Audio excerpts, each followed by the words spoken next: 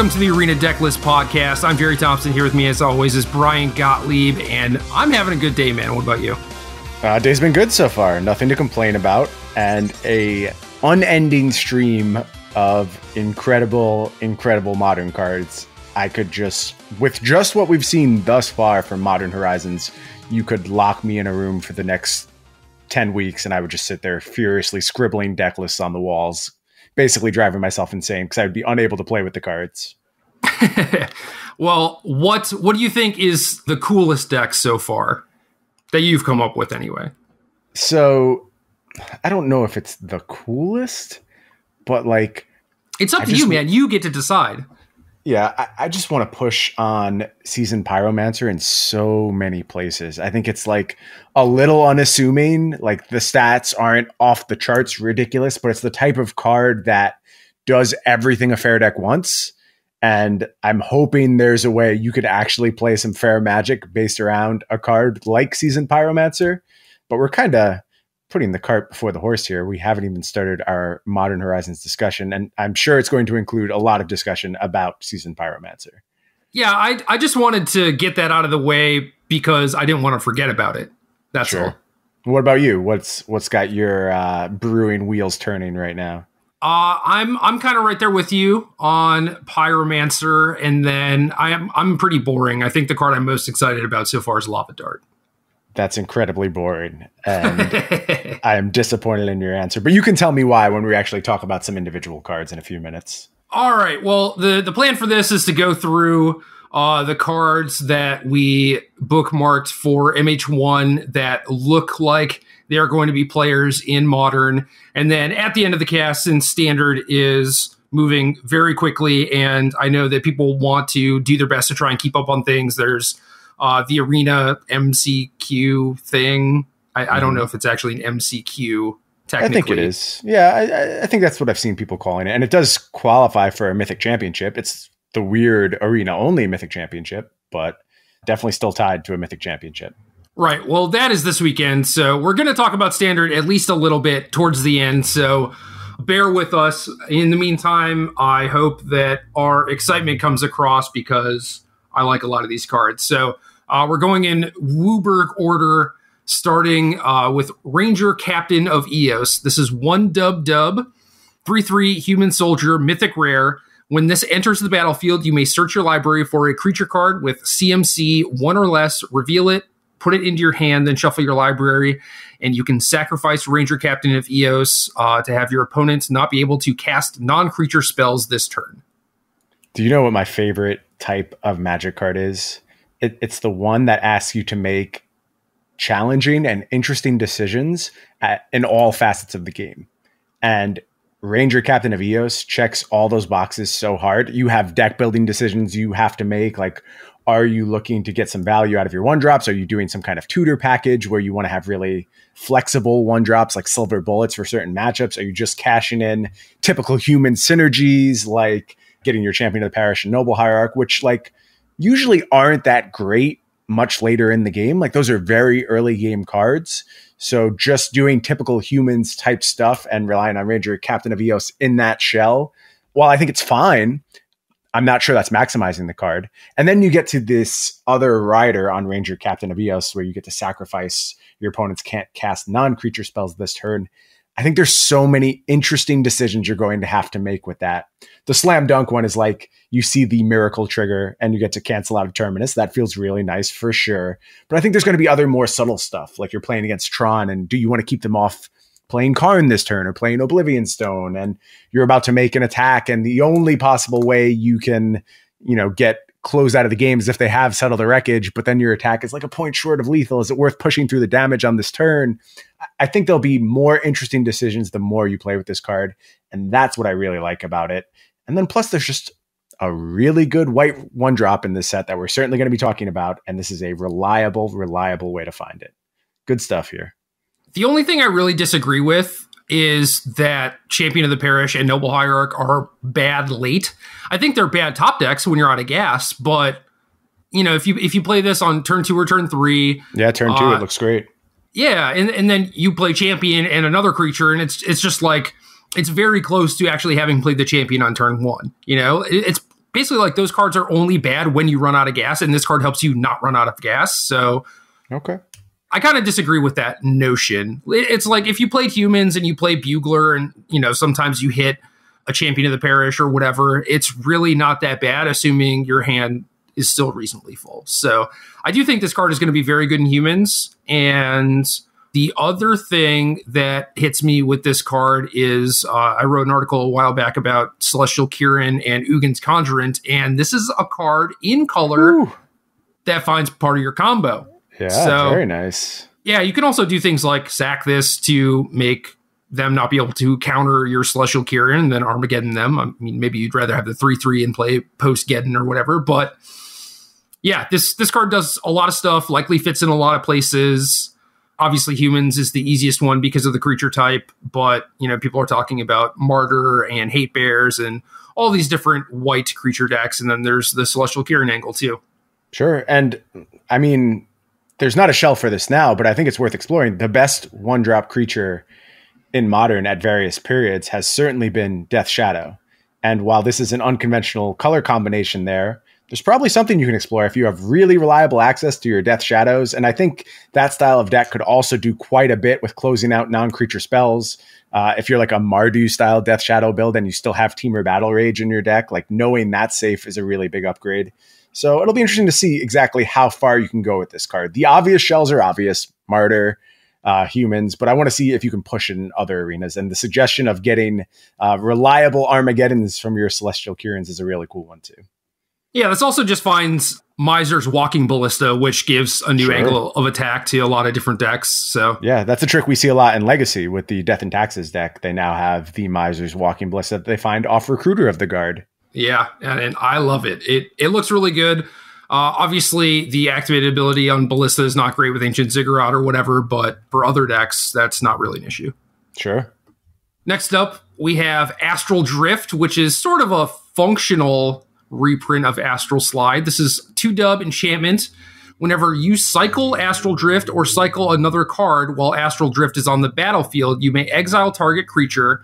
If you do, return that card to the battlefield under its owner's control at the beginning of the next end step, and it has cycling for 2-dub.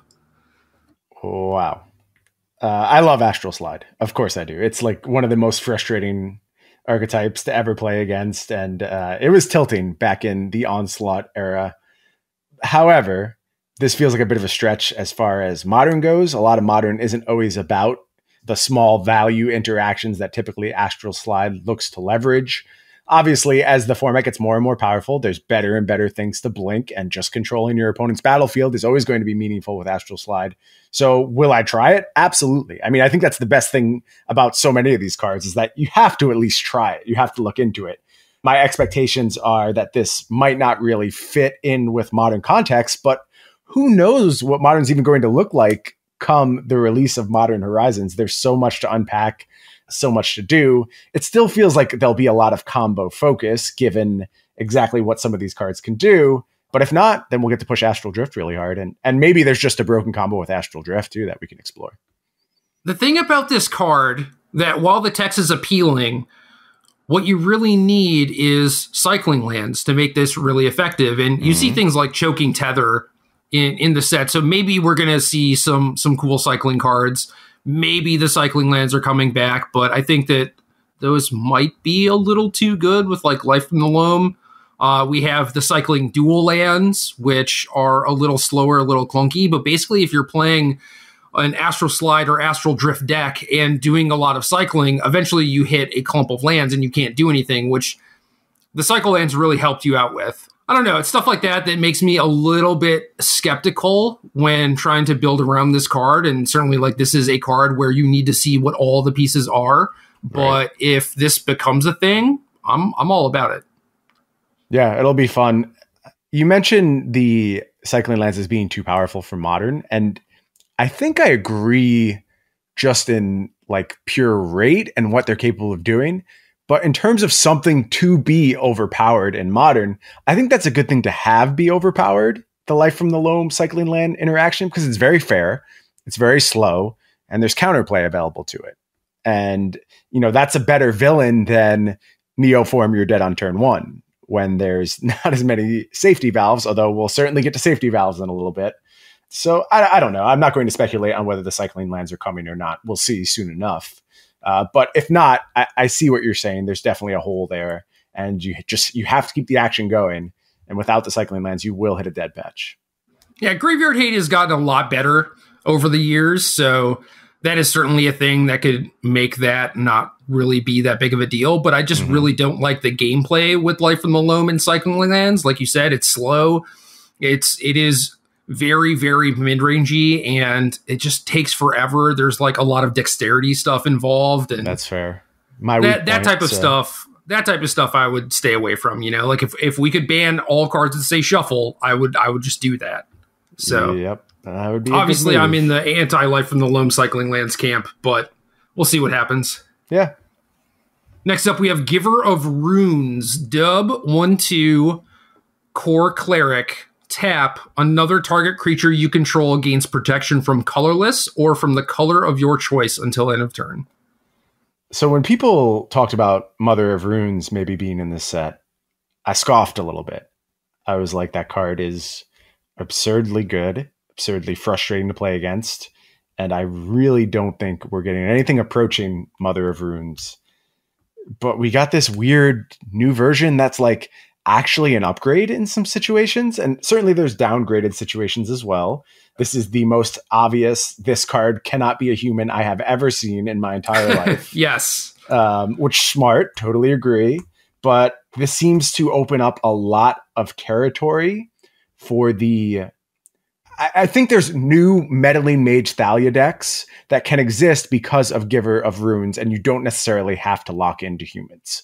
We'll see if the incentives are there to just have like 4 Giver of Runes in your deck, and that pushes you away from humans because you can't rely on that weirdo mana base anymore, and you have to do something a little bit more within the color pie. And I think that's interesting space for these creature-based decks to explore, a space that's kind of missing right now. So if Giver of Runes can enable that while still leaving some fun gameplay on the table, I think that's a really good spot to be in.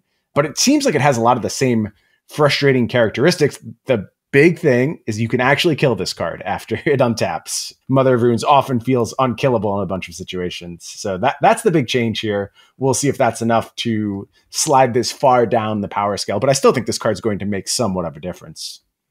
Yeah, I'm actually not super impressed by this card. I do think it will see play, but the fact that you can always just point a removal spell at it and then kill the other thing, it just removes a lot of the feel bad from playing against Mother of Runes in Legacy, for example, where it's like they untap with it and it's like you have to use a removal spell, Mother of Runes taps, and then you have to use like another removal spell to kill it before even killing the thing that you actually care about. Yeah. Whereas this, it seems so easy to like get out from under that pseudo lock.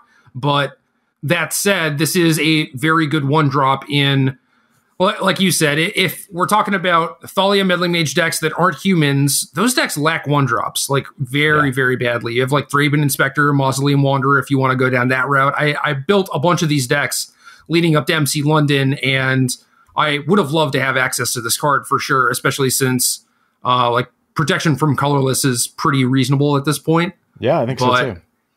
But I don't think it is just like, you know, kind of game ending, game warping like Mother of Runes was. That's a good thing, right? I think, like I said, Mother of Runes would be problematic, but this is closer than I thought we were going to get. I'll say that. And I do think this finds some homes as we move through the new Modern. All right, next card is a weird one. This is Martyr's Soul.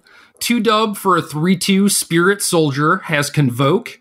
And when this enters the battlefield, if you control no tapped lands, put 2 +1/+1 counters on it. Free spell.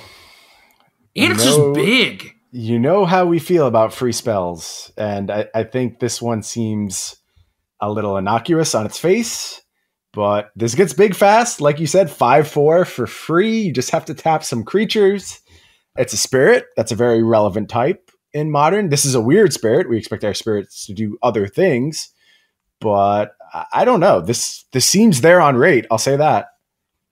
Yeah, I don't know if you're going to be able to do stuff like, you know, play a 1 or a 2 drop and then a Lingering Souls and then this, or Spectral Possession into this. I don't know if this opens up the space for a different sort of white beatdown deck, or even, like a turn 1 spirit into this on turn 2. I mean, is that something that those decks are interested in? This Tarmogoyf type thing? Like, I think it is good that it dodges bolts, fatal push, does kill it, but they have to work for it, So I think this card is strong. It is definitely powerful. I just don't know where it's going to fit.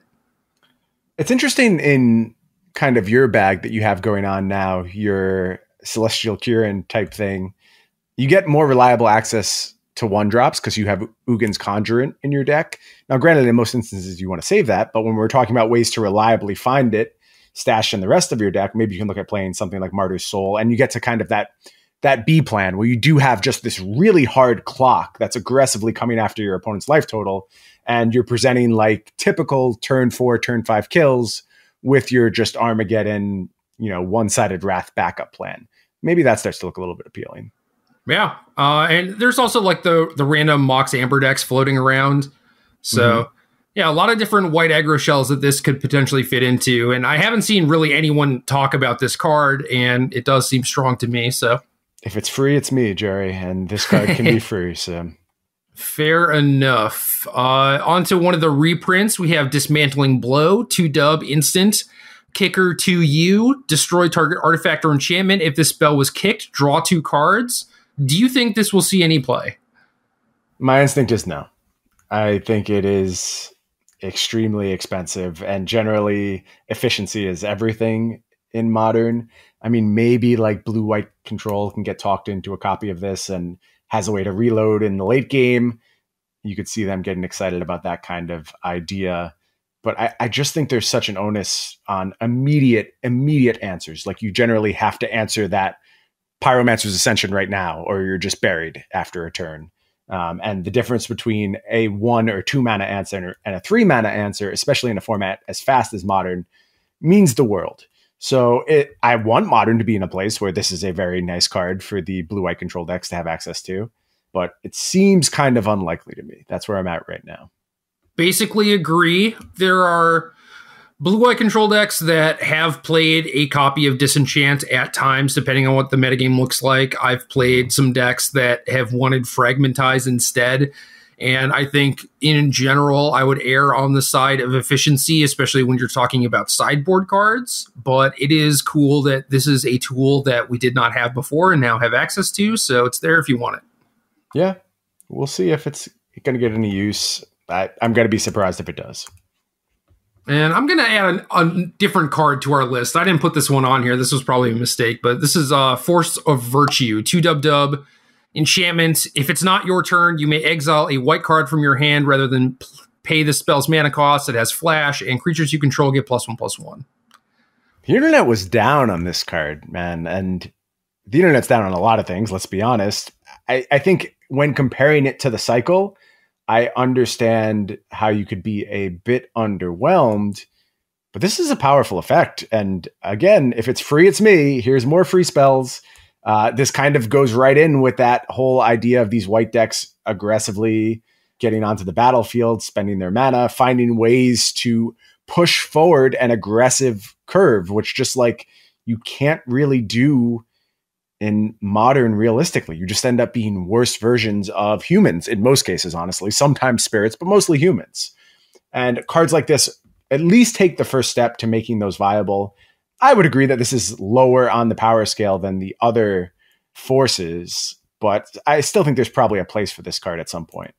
Yeah, Josh Cho and I have had this irrational love for token decks in Modern. He top-8'd and open with white-black tokens, and I've written about the deck maybe just yearly at this point, I think. Just like every year it gets some new card, and I'm like, ooh, maybe. And this is maybe another one of those cards where it's going to trick me into playing the deck again, but we'll see. Yeah, I'd really want this sizing to matter a lot. Like if there was a commonly played Wrath that you were just continually getting blown out at, and this is your answer to that. Like in the standard context, something like that comes up a lot more. That seems much rarer when it comes to Modern, though, and the sizing tends to not matter as much. So this seems just more about speed, and it's going to be hard for these decks to really keep up on that axis. But speed is one of the things that like these white aggro decks are kind of missing too. So who knows? Right. We'll see if it's a step in the right direction. All right, on to the blue cards. We have Force of Negation. 1 UU instant. If it's not your turn, you may exile a blue card from your hand rather than pay the spell's mana cost. Counter target non-creature spell. If that spell is countered this way, exile it instead of putting it into its owner's graveyard. If you had this card right now, how many copies are you playing in blue-white control? 2 main, 3rd in the board. Cool. I think that this is an important safety valve. That's basically where I'm at. There's times where you need it. We just did a show a few weeks ago where we talked about how Modern had kind of gone crazy, it seemed. There was a lot of Neoform stuff going on. That's trended down a little bit, but what has seemingly picked up is Karn the Great Creator. And getting your opponent to invest 10 mana over a bunch of turns and being able to take out that Mycosynth Lattice while you're tapped out sounds really appealing to me. I would bait that play over and over and over. I already think blue-white control is good. I think it's turned an important corner in the format, and it's putting up a lot of really good results. I wouldn't be surprised to see it currently presenting one of the higher win rates in Modern. I think a huge part of that is just like its removal is finally good again. Like Path to Exile is a very meaningful card, and for a long time it wasn't. Now that they have that box checked and they're getting more backup in terms of this Force of Negation, I'm really excited about that deck's future potential. You know me, there's nothing I'd rather play than a good control deck, and I hope this is a big step into getting there in Modern. I agree. I think blue-white is very strong right now. A lot of that has to do with Teferi Time Raveler and Narset, and of course, having this card alongside 3, 4, 5 mana planeswalkers. You can just kind of tap out with Abandon against things like Tron or Neoform and still be fine. That's going to be really good. Right there with you. And yeah, that should have been my headliner with these blue-white control decks, right? Narset, Teferi, these cards are just absurd, particularly Narset. I think Narset is better than Teferi. And I think there's probably times where you may not even play Teferi in blue-white control, or the numbers will trend down really low, or it'll just be a sideboard card. But Narset seems like a staple going forward. And yeah, tapping out, having Force Negation back up could be a game changer for Modern. What do you think about the potential of combos that are on your opponent's turn and this card being used to protect those combos? I think a lot of the combos just kill your opponent anyway. You're talking about like Ad Nauseam, and right. You can just use Pact of Negation with that. There's people talking about playing like Through the Breach with this card, and there was and is it Through the Breach deck that this kind of helps with. But realistically, you're just talking about using like this counter control deck to have more counter spells for mirror matches, which I feel like is fine.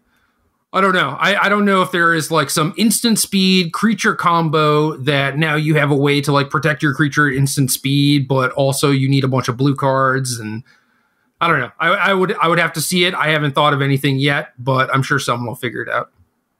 Interesting that you're mentioning blue creature combo, although this one's probably not going to happen in instant speed, is it? What? Our next card on the list. Oh, Urza, Lord High Artificer. $70 somehow. Ambitious pre-sale price. 2 UU, 1/4, legendary creature, human artificer, mythic rare. When this enters the battlefield, create a 0/0 colorless construct artifact creature token with this creature gets +1/+1 for each artifact you control. So a little nod to Karn. Tap an untapped artifact you control, add you, a little nod to Tolarian Academy. And 5, shuffle your library, then exile the top card until end of turn. You may play that card without paying its mana cost, a little nod to Temporal Aperture. Yeah, all of that combines to make a very wordy card that does many, many, many things, but definitely a powerful card. And I see people getting excited in a lot of places about what Urza could do for their deck. There's just like the boring old Affinity doing a Master of Ethereum impersonation with mana production abilities and an actual mana sink, which is pretty cool for that deck to have access to. Then you get to Thopter Sword shenanigans, where you just draw and play your entire deck in a single turn. Yes, that's kind of terrifying. very terrifying, actually. And yes, Sword of the Meek went up $10 also. Probably a good idea. And I think if Urza is going to really push Sword of the Meek Thopter Foundry into tier 1 territory, it's going to be because it enables a solid B plan more than anything else. All the infinite potential aside, just like having this Urza based beatdown value engine and letting the deck play in 2 different modes, that'll be the clincher for Thopter Sword finally getting some inroads into the format. So 2 things. 3 things. 1, I like old school Thopter Sword where it's just the kill condition in a control deck. That's not viable. There aren't nearly enough creature decks where that combo like bricks them. Planeswalkers are mostly better. So that makes me sad. 2, it is cool that cards like Urza are making people excited about building brand new archetypes. And 3, we already have a lot of stopgaps for stuff like this in Stony Silence. So sure, Karn. Yeah, I think all of this stuff is cool. Yeah, we'll have to see how it plays out. I don't want to sound like I'm ringing alarm bells. I just think this is a good card and it's worth building around. But it's still a creature, still somewhat fragile. And I'm talking about a 3-card combo in Modern with a combined cost of 8 mana. That's kind of a tremendous investment. But like you said, people are excited. People want to see what this card can do, and you can count me among them. This is one of the more fun cards in the set, I think. And I say fun in terms of like what a Spike finds fun. Like one of the cards that pushes you the hardest and asks you to really do some creative deck building. Oh, yeah. Next up is the Buy Box promo, Flusterstorm, also a reprint. Instant. Counter target instant or sorcery spell unless its controller pays 1 storm. And while I am very happy that this card exists in Modern, I do feel like given Planeswalkers and artifacts and things like that, the Flusterstorm likely won't see very much play unless we're in a very specific metagame. Let me introduce you to a friend of mine, Gerry. And he's a friend you may be familiar with. His name is Niv Magus Elemental. And he is pumped to see a 1-mana storm spell get in the mix. Niv Magus Elemental is going to be getting big soon. It's got to be already be like, what, $60, $70 per Niv Magus Elemental at this point, right? How did I not think of this? Oh, it's the first thing I thought of. Look, I don't actually think it's good, so don't get too excited. But that was the first thing I wanted to do as soon as I saw Flusterstorm. I had tried it in Legacy recently. It was fine, but the thing is that like Flusterstorm is actually good in Legacy. That's the real breakpoint. Like you said, I think only in very specific metagames will Flusterstorm be super meaningful. Some decks are going to be happy to have it as a sideboard option, but on the whole, your assessment was spot on. I don't think Flusterstorm just becomes like the de facto counterspell in the format or anything like that. Oh God, you're going to make me waste so much time on this, aren't you?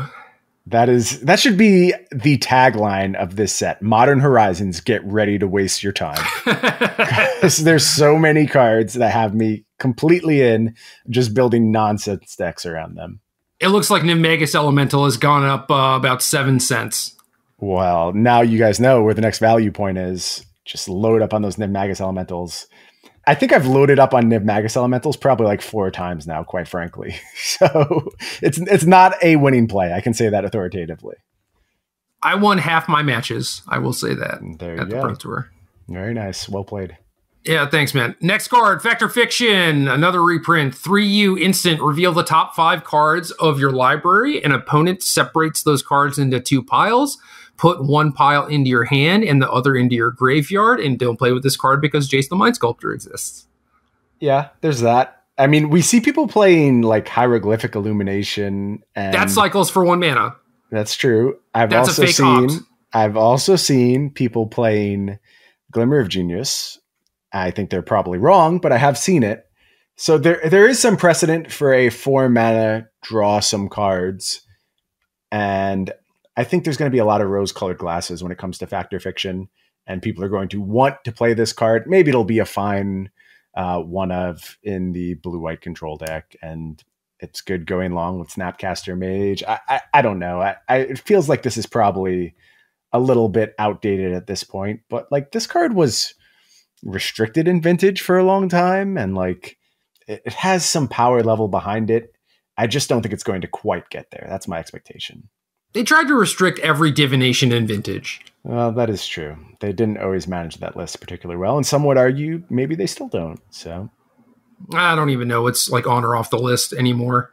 not enough metal work, or I'm calling them metal worker. Not enough Mishra's workshop enabled cards. That's always been my stance. Yeah, that's fair. I like Fact or Fiction. I think it is good as a hard card drawer when you're loaded up on counter spells, and if you have anything to do with like extra resources in your hand or in your graveyard, it's cool.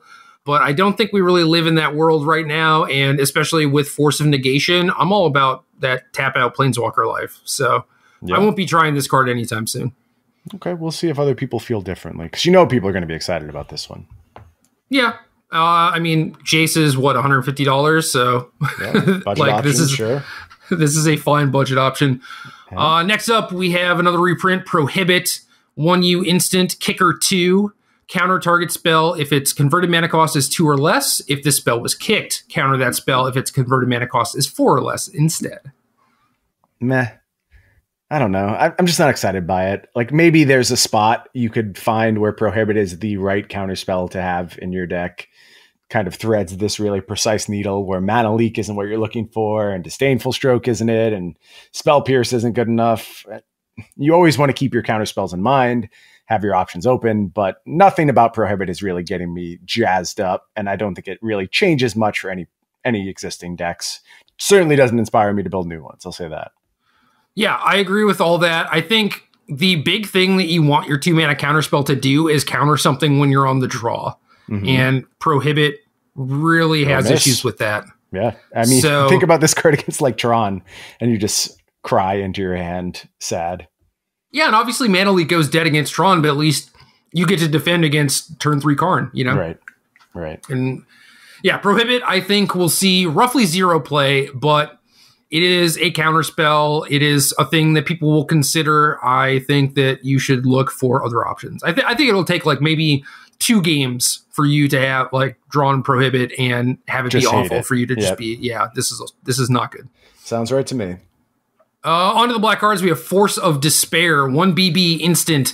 If it is not your turn, you may exile a black card from your hand rather than pay this spell's mana cost. Destroy all creatures that entered the battlefield this turn. Interesting. An interesting card. It feels like another safety valve in weird colors. Like, it seems like this would be sweet if Splinter Twin was still around. Like, okay, I have a way to deal with that deck now. No, it's not, though, because they still have Twin on a Deceiver Exarch or whatever. Yeah, because the Exarch wouldn't have entered that at that point. Yeah, this is just kind of very thin. You could snipe it at the end of your turn. No, you can't. Mm-mm. Also, well, if you had mana, you could do that. But then if you played a creature, your creature would also die. So this feels like another very, very situational card. And you can probably find spots where this is meaningful. It's a check on... I mean, what are we even checking here? We have to be checking something. Hollow 1. Okay. Yeah, this card's probably not very good. I think that's where I'm coming to over the course of this discussion. It's just very precise. It only works on certain turns, and it's going to be dead a lot of the times, and that frightens me. The art's dope, though. I'll say that. Yeah, Seb crushing it as always, but yeah, it just came out of nowhere to be by far the best artist in Magic right now. All of his pieces are amazing every single time. Yep. I think that this might see some sideboard play out of like Green Black X if there is, some go wide tribal-y stuff. Like if there is Elves or Affinity or Hollow 1, I think that this is a reasonable card. I also think that there are games against humans where, they get out under you basically, and you want to play like a Tarmogoyf for a Dark Confidant on turn 2. And this is a thing that allows you to actually keep up with them. And I don't know, obviously it is kind of unwieldy and, like you said, a pretty bad top deck, but I don't know. I'm not completely out on this card. Well, it's weird too, because there's tension, like if you're talking about like the green black versus humans matchup, there's a lot of tension to get the most you possibly can out of your cards, like because you're just trading 1 for 1, right? And then at some point you have to stick Dark Confidant and hope that lands, and then you can reload. But this is going to have a hard time being able to trade resources efficiently. Like you need your opponent to play more than 1 creature in the same spot. And granted, sometimes they'll do that, but other times like they'll use ether vials and have better timings. And I don't know. I just think this card is going to miss a bunch of times, and it's going to be frustrating to play with, in the same way that Prohibit just has a few too many holes. But we'll see if decks eventually pick up one of these as a sideboard option. Put me on record as saying that this card will see more play than Prohibit. Yeah, I think that's probably a very safe bet. Nice. All right. Next card is Undead Augur, BB22. You know I love this. Zombie Wizard. Whenever this or another zombie you control dies, you draw a card and you lose 1 life. You have to. The Sam Black Invitational card, as he gets ready to sacrifice everything with this. This card's dope. I mean, I hope there's a way to make this work. It's good, fair, zombie card advantage magic. I know that's right up your alley, Gerry. Yeah, this card is gas. 2 mana 2/2, obviously not the most impressive stat line, but between this and stuff like Cabal Therapist, and then you have looting, lingering souls, blood gas type of stuff. I mean, maybe this is all just nonsense and it's worse than just playing Dredge or Hollow One, but I don't know. I'm certainly going to try it. Yeah, I hope it works. I hope there is a window. I mean, it feels like there's pieces missing if it is going to be a strategy. Like, there has to be some huge payoff for zombies. If we get something like that, then you can start talking realistically about Undead Augur finding some kind of home. It does feel a card away as it stands right now. I don't think you can go to the standard zombies engines that we saw and expect them to keep up in the modern format. I mean, Undead Augur is the payoff, man. Right, but like, what are we... Is it just therapists? Like, is that what we're sacrificing to right now? Like, nah, Souls and Bloodghast. I don't know. Yeah, you need something where you're just generating some amount of additional value via your sacrifices, I think. That's what I'm missing right now. Yeah, and I definitely agree. And I mean, there are obviously going to be game states where you can sack your board or half your board to do some stuff, but then you lack pressure and maybe the card advantage isn't relevant in the matchup.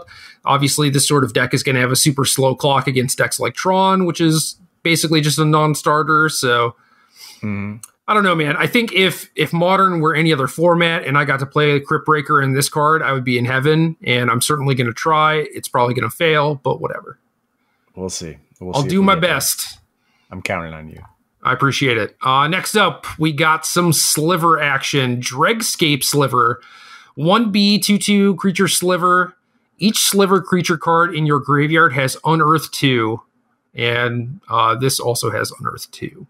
Which is kind of cool, actually, because you can unearth this and then unearth your other stuff. And then unearth everything else. Unearth is a powerful ability. All of this is extremely mana intensive. And like... Gemhide Sliver, is that the one that gives all your slivers mana producing abilities? Yep. Again, it feels like we're missing something if this is going to be a real thing. Slivers is one of those decks that occasionally just does like weird things and comes out and steals a tournament from under everyone, and then you play it and you're like, how did this ever win? But if we get more Slivers, then we can start talking more reliably about Slivers being an option. And I think it's cool when Slivers are part of the landscape. They're unique, a little bit complicated. They do weird things, and occasionally that's very fun in Magic. Agreed. Humans is basically a viable tribal deck because it has disruptive elements. The Slivers don't really do that. Instead, they just kind of like grow and help each other and do wild stuff. So I think the deck either needs to be disruptive, resilient, or fast. And right now, it's not really doing any of those things particularly well, but certainly the Unearthed Sliver goes a little way towards making it a little more resilient. Yeah, makes sense. But yeah, like you said, we'll see. I mean, the tools exist. A lot of the lands that humans uses, you can use in Slivers. You have Aether Vial, Collected Company, all that sort of stuff. So it just depends on what actual Slivers we get. Yeah, we'll have to keep an eye on that closely. On to the red cards, we have Seasoned Pyromancer, 1/RR, 2/2, creature, human shaman, mythic rare. When this enters the battlefield, discard 2 cards, then draw 2 cards. For each non-land card discarded this way, create a 1/1 elemental creature token. And 3 exile Seasoned Pyromancer from your graveyard, create 2 1/1 red elemental creature tokens. And worth noting that this is not an if-then. So if you are Hellbent when you cast this, you draw 2 cards. You're not making any 1/1s, but still a nice little bonus. Yeah, there's a lot of text on this card. That seems to be the cycle of mythics here. They're humans with a lot of text. So we'll see if we have a green and a black human come in with a lot of text to round out these mythics. But this one's cool. Like I said, it just seems to have like applications in any deck that can play it. Like it's a way to gas back up in humans. And I don't know if you really want to warp your mana base to go as far as getting the exile ability. And you probably can't play it if you don't. But there's new lands coming, and maybe humans is looking to do something new. We're talking about a lot of new additions, so it could certainly restructure. But beyond that, there's just like, it's fine in typical dredge shells. It's doing stuff that Hollow One really likes. It's playing well with Liliana, where you're getting to those Hellbent states and just doing a great job protecting a Liliana and generating a lot of battlefield presence for very little card investment. And that's exactly the type of stuff that any kind of fair deck really needs to take advantage of right now. A way to turn resources into additional resources, essentially. And this is great in a game where both you and your opponent are playing a little resource light. So again, I think the combination with Liliana is a little bit slept on, but that's really where I'd start, is just seeing what kind of fair Jund-ish things I could get done with Seasoned Pyromancer, and then look at the broken applications, which I think there might be some. Mardu. Yeah, I mean, this is the Mardu card, right? Like, this fits so beautifully in everything that deck does. Mardu. I'm bringing it back. That's it. You're just doing it. You're sold.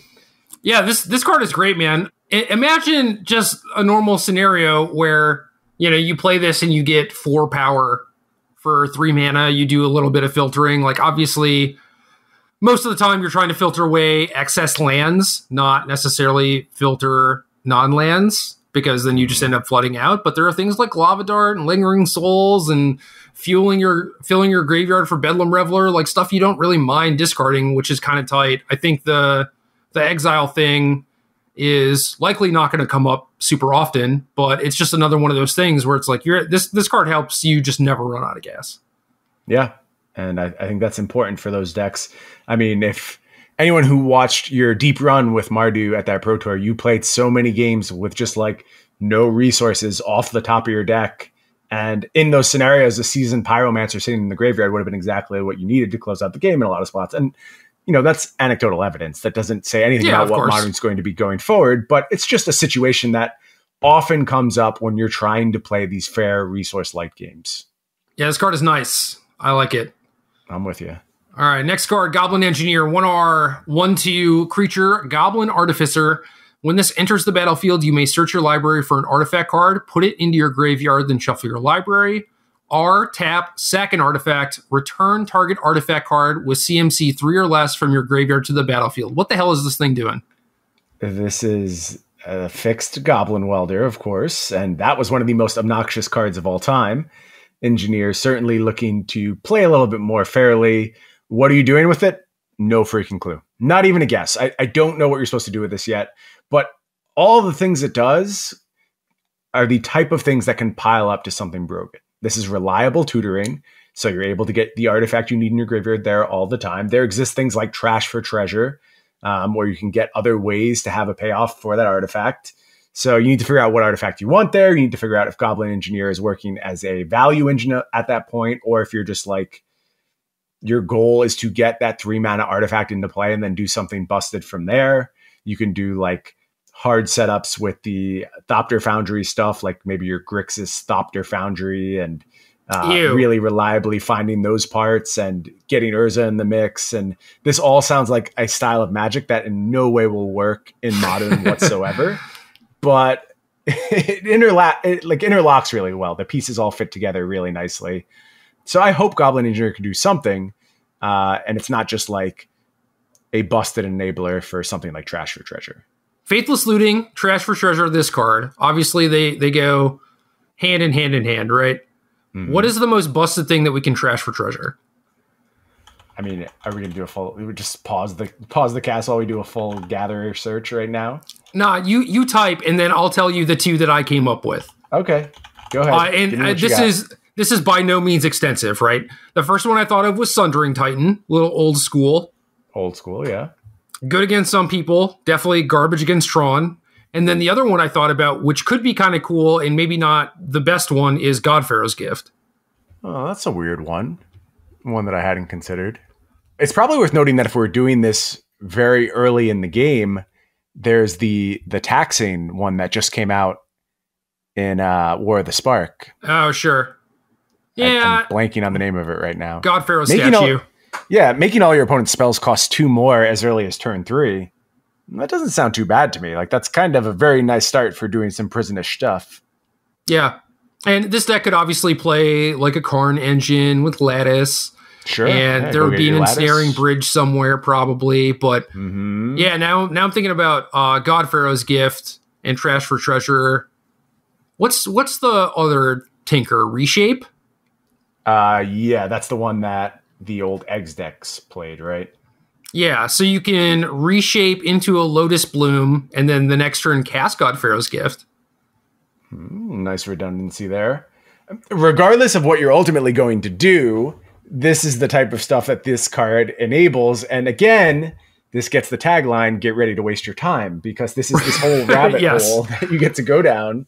And I mean, look, I think it's worth being aware of the fact that 9 out of 10 of these fishing, that's not even close, 99 out of 100 of these fishing expeditions are going to be dead ends. And you should go into that with kind of that idea that you're doing so willing to waste your time. But where that one pays off, it feels so good. And it's so rare. And I promise if you ever figure out an archetype like Trash for Treasure, the personal benefits are huge. Like, you just feel so great that you finally put this puzzle together. And I'm sure a lot of people are going to be working on this one. All right, next card. This seems like your kind of card. This is Planebound Accomplice. 2R, 1/3, creature, human, wizard. R, you may put a Planeswalker card from your hand onto the battlefield, sacrifice it at the beginning of the next end step. Wait, why do you think this is my kind of card? That's the first thing you're going to have to... You're going to have to clarify for me. I don't know, man. You're doing amulet things. I think this is pretty bad. I mean, like, the best things you could do are Karn and Ugin, right? At least in terms of how much they cost. Maybe there's other ones that I'm just blanking on right now, like old boluses or something. You can ramp to this pretty effectively, I'll say that. Like, I think it's realistic to do something like this on turn 2, turn 3, almost certainly. It's just it has to be game-breaking because you only get that Planeswalker for 1 turn. And I'm not sure there's anything that exists presently that is game breaking. Well, you can sneak attack multiple Planeswalkers in a turn. You could. Then you have no cards in your hand. And again, I hope those Planeswalkers have paid you off hard enough. And like I said, the biggest payoffs we tend to think of are just Karn Ugin. I have to certainly do a gatherer search for Planeswalkers. That's step 1. And see if there's any really goofy ones out there that can, something like Chandra Ablaze. I don't even know what that card does anymore, but there's enough. That probably draws you cards. I think it does. And there's certainly, maybe you can chain that into like Simian Spirit Guides and use them to do more activations, something silly like that. Step 1, do a gatherer search, look at every Planeswalker in Modern. Step 2, question mark. Step 3, profit. Doubling season? Yeah. Generally, if you start talking to me about doubling season-based combos, my eyes kind of gloss over. There's enough of them, and none of them ever matter at this point. So, see, that seems like your type of thing. Aren't you doubling season guy? I could have sworn you were.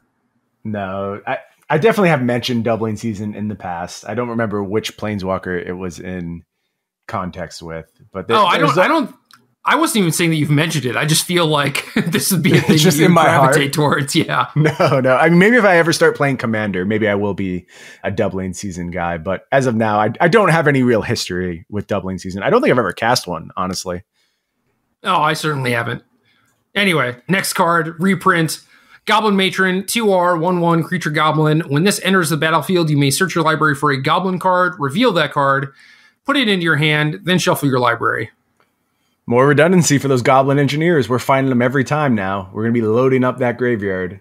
Oh, I don't know about that quote-unquote combo. No, this is probably doing typical goblin tribal type stuff. Goblins, another tribe sitting right on the fringes, and Matron certainly enables a different play style, right? It's this grindier, long game type thing, and where we see goblins occasionally pop up in Modern, they're usually hyper aggressive, like Goblin Grenade type aggressive. Right. So there'll have to be some other cards, I think, going along with Goblin Matron if there's going to be that grindier style, but anything's possible. We still have a lot of set to go, I'll say that. Goblin Matron has seen play twice, I think, for real. Once in Legacy when there's Goblin Lackey and Aether Vial. So like you have ways to cheat the mana on playing your 3-mana 1/1.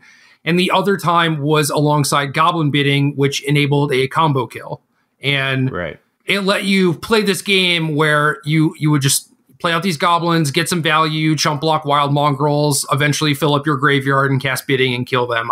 As far as I know, I don't think we have a Patriarch's Bidding type card. I could be wrong. Nothing springing to mind off the top of my head. Yeah, but obviously this card is quite good with Goblin Warchief, which exists in Modern now. So maybe this sort of deck could exist, still kind of missing Goblin Ringleader for the full-on card advantage package. Yeah, the big reload. Yeah, but there are some other cards that you can actually find that make this pretty nice. So we'll see. Again, this is another one of those tribal things that is like super slow, but maybe good enough. But, Humans is playing things like Militia Bugler. So there's no reason why Goblin Matron can't be a potential consideration too. Yeah, I agree. Next up, we have Firebolt, another reprint. R sorcery. This deals 2 damage to any target. Flashback 4R. I mean, there's a lot of good candidates for 1-mana removal, right? And I think a lot of the relevant things kind of outsize this. And the games don't really come down to flashbacking things for 5 mana. So I'm skeptical. I do think that, 1 copy could show up here or there, but that's about it.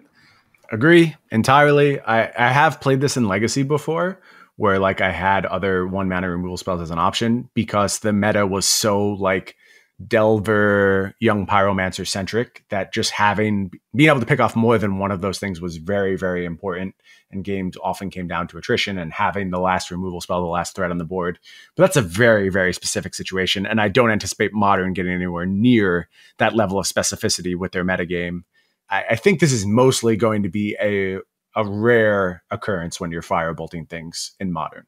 Agreed. I, like you, considered it in Legacy, but that was when Deathrite Shaman was everywhere. Yeah, maybe that's the era I was thinking of, where there was just this glut of small creatures that you had to answer, and you often had to answer multiples. I think I maybe played it like in Jund once or twice to good effect. So yeah, that's the exact specific situation you're looking for. It's not going to happen in Modern. Agreed. So the card that I actually like, and that is basically Firebolt on crack, is Lava Dart, another reprint. R instant. This deals 1 damage to any target. Flashback, sack a mountain. 0 mana flashback card along with Arclight Phoenix. Seems quite good. If it's free, it's me, Gerry. This is a free spell. I am not going to sit here and naysay free spells, except for the black one, which I naysayed pretty hard. But for the most part, if it's a free spell, you'll find something to do with it. Obviously, the first synergy that pops to mind is with Arclight Phoenix. There'll probably be something else at some point. Mardu. Maybe. Again, sizing matters if it gets to the point where that 1 damage matters a bunch. I mean, like, Gutshot has been anywhere from incredible to unplayable over the course of its time in Modern. I feel like Lava Dart probably going to take up a lot of the same space. This will see play 100%. There'll be a situation where this is the card you want, and it'll be good. If my deck would previously play Gutshot and I decided that the format no longer required playing Gutshot, I would still probably just have Lava Dart in my deck. So you have it above Gutshot in terms of these free 1 damage power rankings. I think so, unless there's like a specific need to kill things on the cheap or whatever, Okay. But yeah, just having this with Young Pyromancer and Arclight Phoenix, and even just like, I'll reload with Bedlam Reveler and then be able to start using these out of my graveyard to kill like the second or third Thalia that they play or any fresh champion of the parish or whatever. Like, this card is nuts. Yeah, I mean, it's certainly not as good in the early game, right? Like, that's the big drawback. And if your deck is early game focused, again, I think it depends on where we're at on the Is It Phoenix spectrum. The deck has focused on all different aspects of the game at this point. But as it's more early game focused, you may just be more inclined to reliably be returning Phoenix as opposed to doing something like Lava Dart, because you're pretty gated from that flashback cost in the early turns of the game, for sure. Yeah, but if this is the card that allows you to return Phoenix with reliability on turn 3 or flip Thing in the Ice on turn 3, I mean, that is great, right? Yeah, you'd probably be willing to pay the cost. Yeah, so I'm all about this card. I think it is awesome. Yeah, I expect to see much Lava Darting in the months and years going forward. Hell yeah, and that's why I am excited about Lava Dart, because it makes all the bad decks I want to play much better. There you go. On to the green cards. Force of Vigor, 2GG, instant. If it's not your turn, you may exile a green card from your hand rather than pay this spell's mana cost. Destroy up to 2 target artifacts and or enchantments. Dope safety valve. Again, a really nice removal effect in a format that is often defined by the artifacts and enchantments that are being played. A lot of decks going to be looking to take advantage of Force of Vigor. Any deck that's playing green, I feel like it has to at least give Force of Vigor a look if it has the appropriate number of green spells. And also, this is a good spell to cast. You're very happy casting Force of Vigor against the decks it's good against. And that's not something that we should forget about either. People were already playing like Creeping Corrosion and Fracturing Gust, and this is a card that you get to play more than one of and feel fine about. And this is really nice against stuff like Boggles, right? Where they jam Daybreak with 2 things and think they're safe. This kills Leyline of Sanctity on the cheap, which is another thing that those decks care about. So yeah, this card is excellent. For sure. A lot of applications, just a good spell on its face. And it's got this insane kicker mode where you get to leave yourself some vulnerability. I mean, think about like those spots where previously Affinity was just safe to go for it, right? They just load up onto their Inkmoth Nexus. Now you have Force of Vigor. That game has changed very dramatically. Yep. Next card, another reprint, Regrowth, 1G sorcery, return target. I guess I'm going to click on this because it's in French. Return target card from your graveyard to your hand. Just make sure I didn't mess up the wording, even though I know what it does. Yeah, any card previously restricted in Vintage, Regrowth. Certainly at the time I started playing Magic, this was thought of as one of the most powerful cards in the game. I don't think time has been super kind to Regrowth. I think you can probably find something to do with this, but it's not just a value card anymore. And quite frankly, it never was. Like, a lot of its power was just based around everything else that was going on around it and the fact that design hadn't yet matured. But as far as present modern, I don't know what I'm supposed to be doing with Regrowth right now. Thoughts, Gerry? Anything you want to do with Regrowth really badly? No, I agree. I think that this card is only as strong as the cards that you are returning. Like you mentioned, for Vintage applications, when you're returning Ancestral Recall or Time Walk, you're getting a hell of a deal, right? Because you get to cast these busted cards multiple times. And in Modern, it's like, I'd rather have a Snapcaster Mage or an Eternal Witness because the body's actually relevant. So you have similar effects already. I'm not sure what chopping a mana off Eternal Witness and you losing the body actually does, because Eternal Witness was mostly just a value card, and it never really was setting up broken things, you know? Right. Yeah, this would have to be in some kind of like spell-based shell where you're taking advantage of the fact that it is a sorcery and you can get some kind of cost reduction, or you're playing it from your library or something silly like that. And I just don't see it right now. All right, there are 2 things I thought of real quick. One is Pyromancer Ascension, which maybe this doesn't even do anything. Yeah, I think if you wanted that, you could just do like Noxious Revival pretty easily, right? Right. And I was thinking about like the legacy versions I played that I think did play Regrowth because I had accumulated knowledge. Okay. Cute. Yeah. And, intuition type stuff, right? The other one is Gifts Ungiven, where basically what you said already. I think Noxious Revival is a stronger card to include in gifts piles, assuming that you're not going for like actual value. You know, gifts these days is more about setting up some sort of combo kill, and Noxious Revival is much better at doing that. And also those decks don't really want to play green mana. So right. That's definitely part of the problem. Regrowth comes with a cost. The cost is that it's green. A huge cost in Modern, unless you're Primeval Titan. That's fine. Yeah, well. It's fine, Gerry. Everything with Primeval Titan is fine. Don't worry about it. Next card, reprint, Nimble Mongoose, G1/1 creature Mongoose Shroud, which is Old this school. creature. This creature can't be the target of spells or abilities. Period. It has threshold. Nimble Mongoose gets +2/+2 as long as 7 or more cards are in your graveyard. This card isn't even good enough for Legacy anymore. And this card was good in Legacy when all the removal was targeted. You know, things like Delver of Secrets did not exist. Deathrite Shaman did not exist. And even now, people are just like, whatever, I'll just play Young Pyromancer instead, or Death Shadow, or whatever. Like, we have these options in Modern. It was also good because the sizing mattered. Like 3/3 was bigger than other options, and that is not true in Modern, where you have things like Death Shadow, or just any of the humans, or a ton of other creatures. This is a card I am glad made the cut.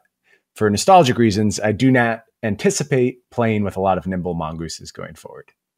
It's cute in multiple different ways, but that's about Mongoose, killing snakes out here doing its business, but probably not carrying the day in Modern. All right, new card.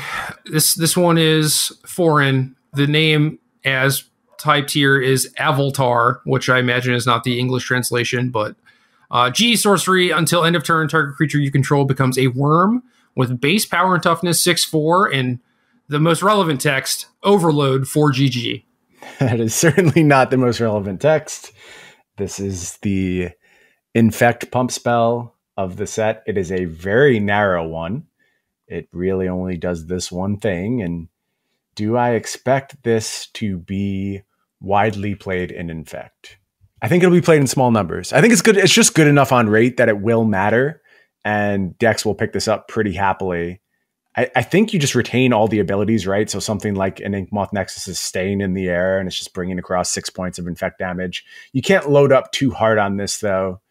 Weird card, because it feels like you don't ever want to make Infect too good. Like, I feel like that's a deck you really need to tamper down on. But I guess there's other ways of looking at it too, where like if you're worried about Tron doing a lot of damage to the format, then here's a really nice check on it.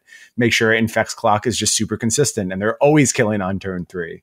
So it'll be interesting to see how hard this card gets integrated into the Infect build. But I think it's just a small inclusion, although one that will matter. So people were talking about this in comparison to Might of Old Krosa, and this is only +1 compared to Might of Old Krosa. And obviously there's a lot of math involved in Infect with Noble Hierarch and mutagenic growth and stuff like that, where like that +1 actually does matter. But the utility of Might of Old Krosa matters too. Like, it is potentially an instant that's +2/+2, whereas this, you don't get that.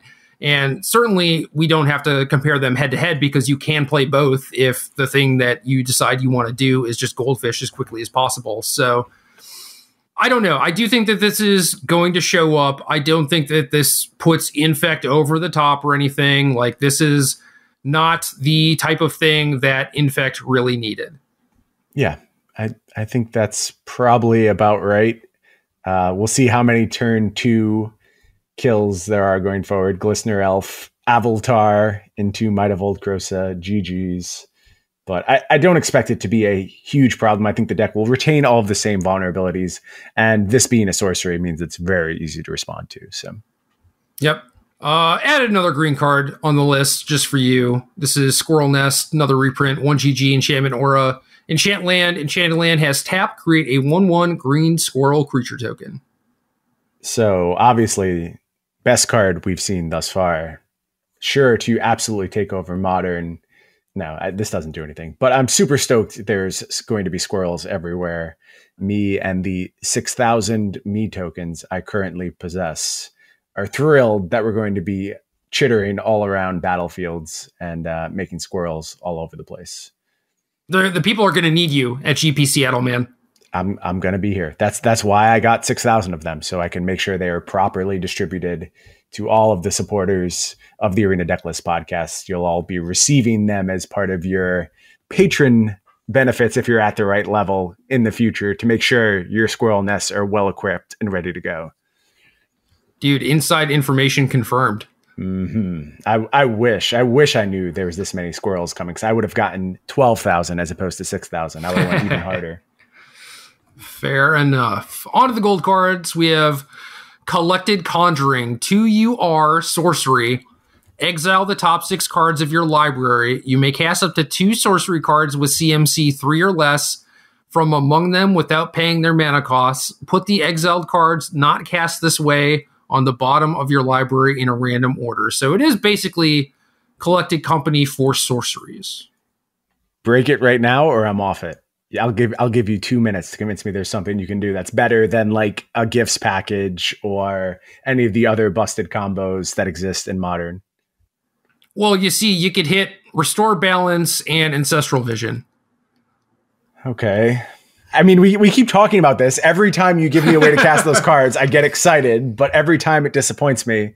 And this is also more expensive than the other ways to do so. We're finding 2 mana ways to cast those cards now. Redundancy. Yeah, at some point that does matter. I can't argue with you, but I don't think Collected Conjuring is it. I think this is probably a bit of a miss. I'm looking up how to pronounce the next card. Oh, don't ask me. There's one thing you don't want me in charge of. It's pronunciation. See, the thing with Google is that it's going to tell me, it's going to link me to a video or whatever. Right. Watch 2 hours on how to pronounce this card. All right, I think I nailed it. This is Ice-Fang Coatl. Okay, that makes sense. I would have said Coatl. So I'm glad that you actually took the time to look it up. Yeah, and that's what I thought it was, but I didn't want to sound stupid, right? I'm fine sounding stupid. I'm used to it. Yeah, me too. GU 1/1 snow creature snake.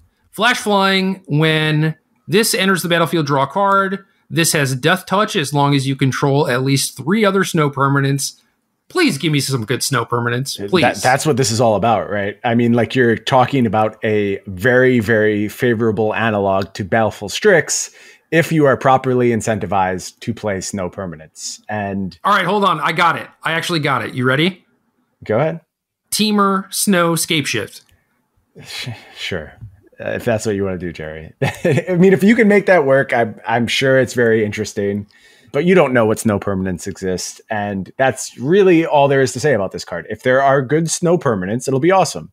You got your basic lands. Yes. This counts as one of them. Yes. Oh, no. At least other, 3 other. Yep. Okay. That's a little bit harder. But at the very least, flash flying, draw a card. That's not a bad floor. Is that good? Is that okay? Like, are we willing to take that? I mean, no, but you just have to cash in like the Search for Tomorrows and Sacro Tribe Elders, and you're golden. Yeah, I mean, it's like Elvish Visionary minus all the good creature types, if you want to be real favorable to it. Ooh, okay, so what if you play one, and then you play another one? And then you only need 2 other snow permanents? And then you have two lands, right? Yeah. Well, that's true. If you have the snow-covered forest and snow-covered... And this is all about the mana base. If there are other snow lands that we want to be playing in green and blue, then I think this card could be very, very meaningful.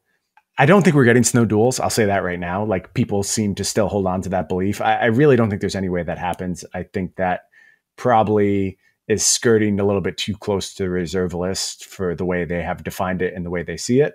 So I also just don't think that would be a good thing for Modern. So I would put that possibility out of mind. And that's the biggest problem with a multicolored snow card. I think if there's a bunch of good snow cards, they could be impactful.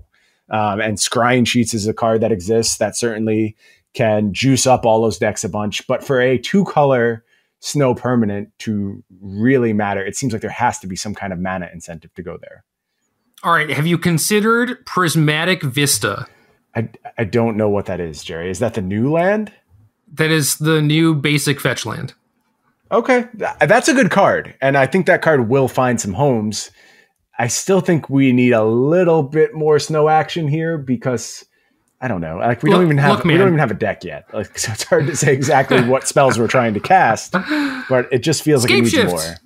Scapeshift. No, I agree with you. I will say that I really wish that Scapeshift had a card like Repeal or Into the Royal Blink of an Eye that was actually playable. Like those cards are a little bit too clunky for Modern, and Scapeshift being like this resource-based combo deck, you would really like the things that you're using to buy you time to actually replace themselves in cantrip. Sure. You don't just want to spend all of your cards on lightning bolts and engineered explosives and Wrath of Gods and stuff like that, because then you don't have enough resources for 7 or 8 lands plus Scapeshift. I don't know. That was the first thing that I thought of. Otherwise, like blue, green, snow in Modern, I have no idea. Yeah, can't even fathom what it might look like. So I'm going to wait on this one. But on rate, if there's good snow permanence, could be nice. Yeah. All right. Next card, Munitions Expert, RB 1/1 creature goblin flash.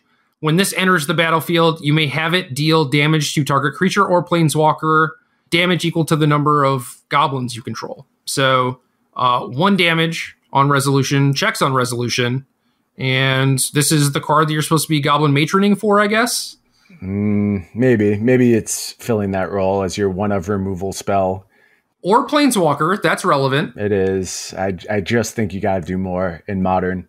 And I mean, the Goblins deck isn't about this card. This is a piece that the Goblins deck can get access to if it wants it, and probably will. Like, if there is a real Goblins deck, there probably will be one of these somewhere in the 75, probably multiples in the sideboard to answer certain decks. That's all good. But the viability of Goblins does not hinge on this card. It's not based on this card. It's about what else is present. And we don't know right now. So I'll hold on this one too. Dude, I think it matters. We don't have Gem Palm Incinerator, you know? Sure. But the existence of Gem Palm Incinerator is not what made that deck viable at any point. It's just the engine pieces were there. And then because of that, you're able to leverage Gem Palm Incinerator. And Munitions Expert is falling in exactly the same spot. So I agree with you, but I do think that you need some sort of relevant thing to tutor for. In this case, something that like affects the board, kills a Delver of Secrets or whatever is killing you. Yeah. To actually be viable. So. Okay. Well, let's see if the other pieces are going to come and the engine is there that can leverage this. At the end of the day, I think the beatdown Goblin deck will still be stronger than this value thing, unless we get something really good, because Matron and Munitions Expert isn't enough to sway me from, like, turn 3, turn 4 kills. With you. Word. Next card, Lightning Skelemental.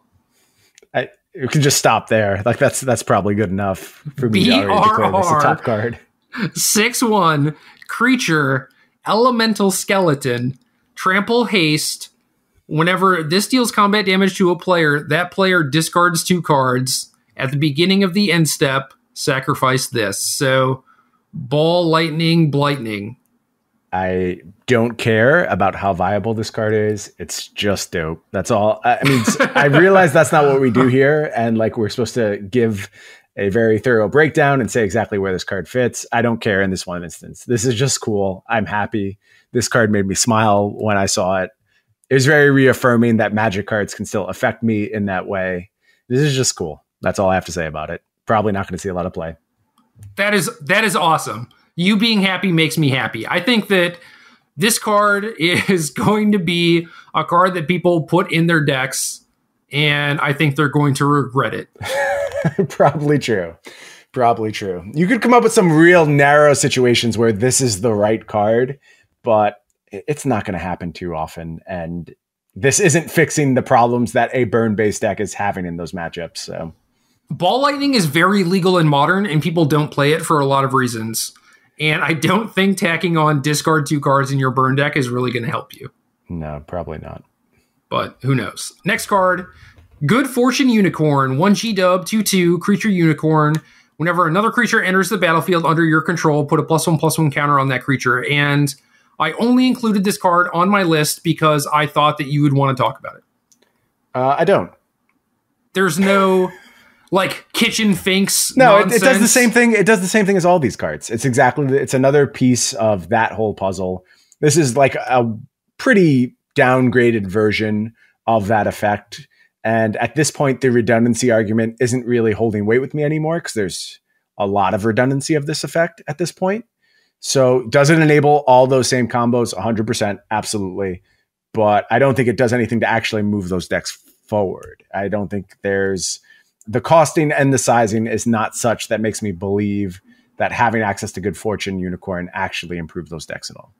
I'll tell you what, if I were to play Melira in some tournament, I would probably play one just as my lucky unicorn.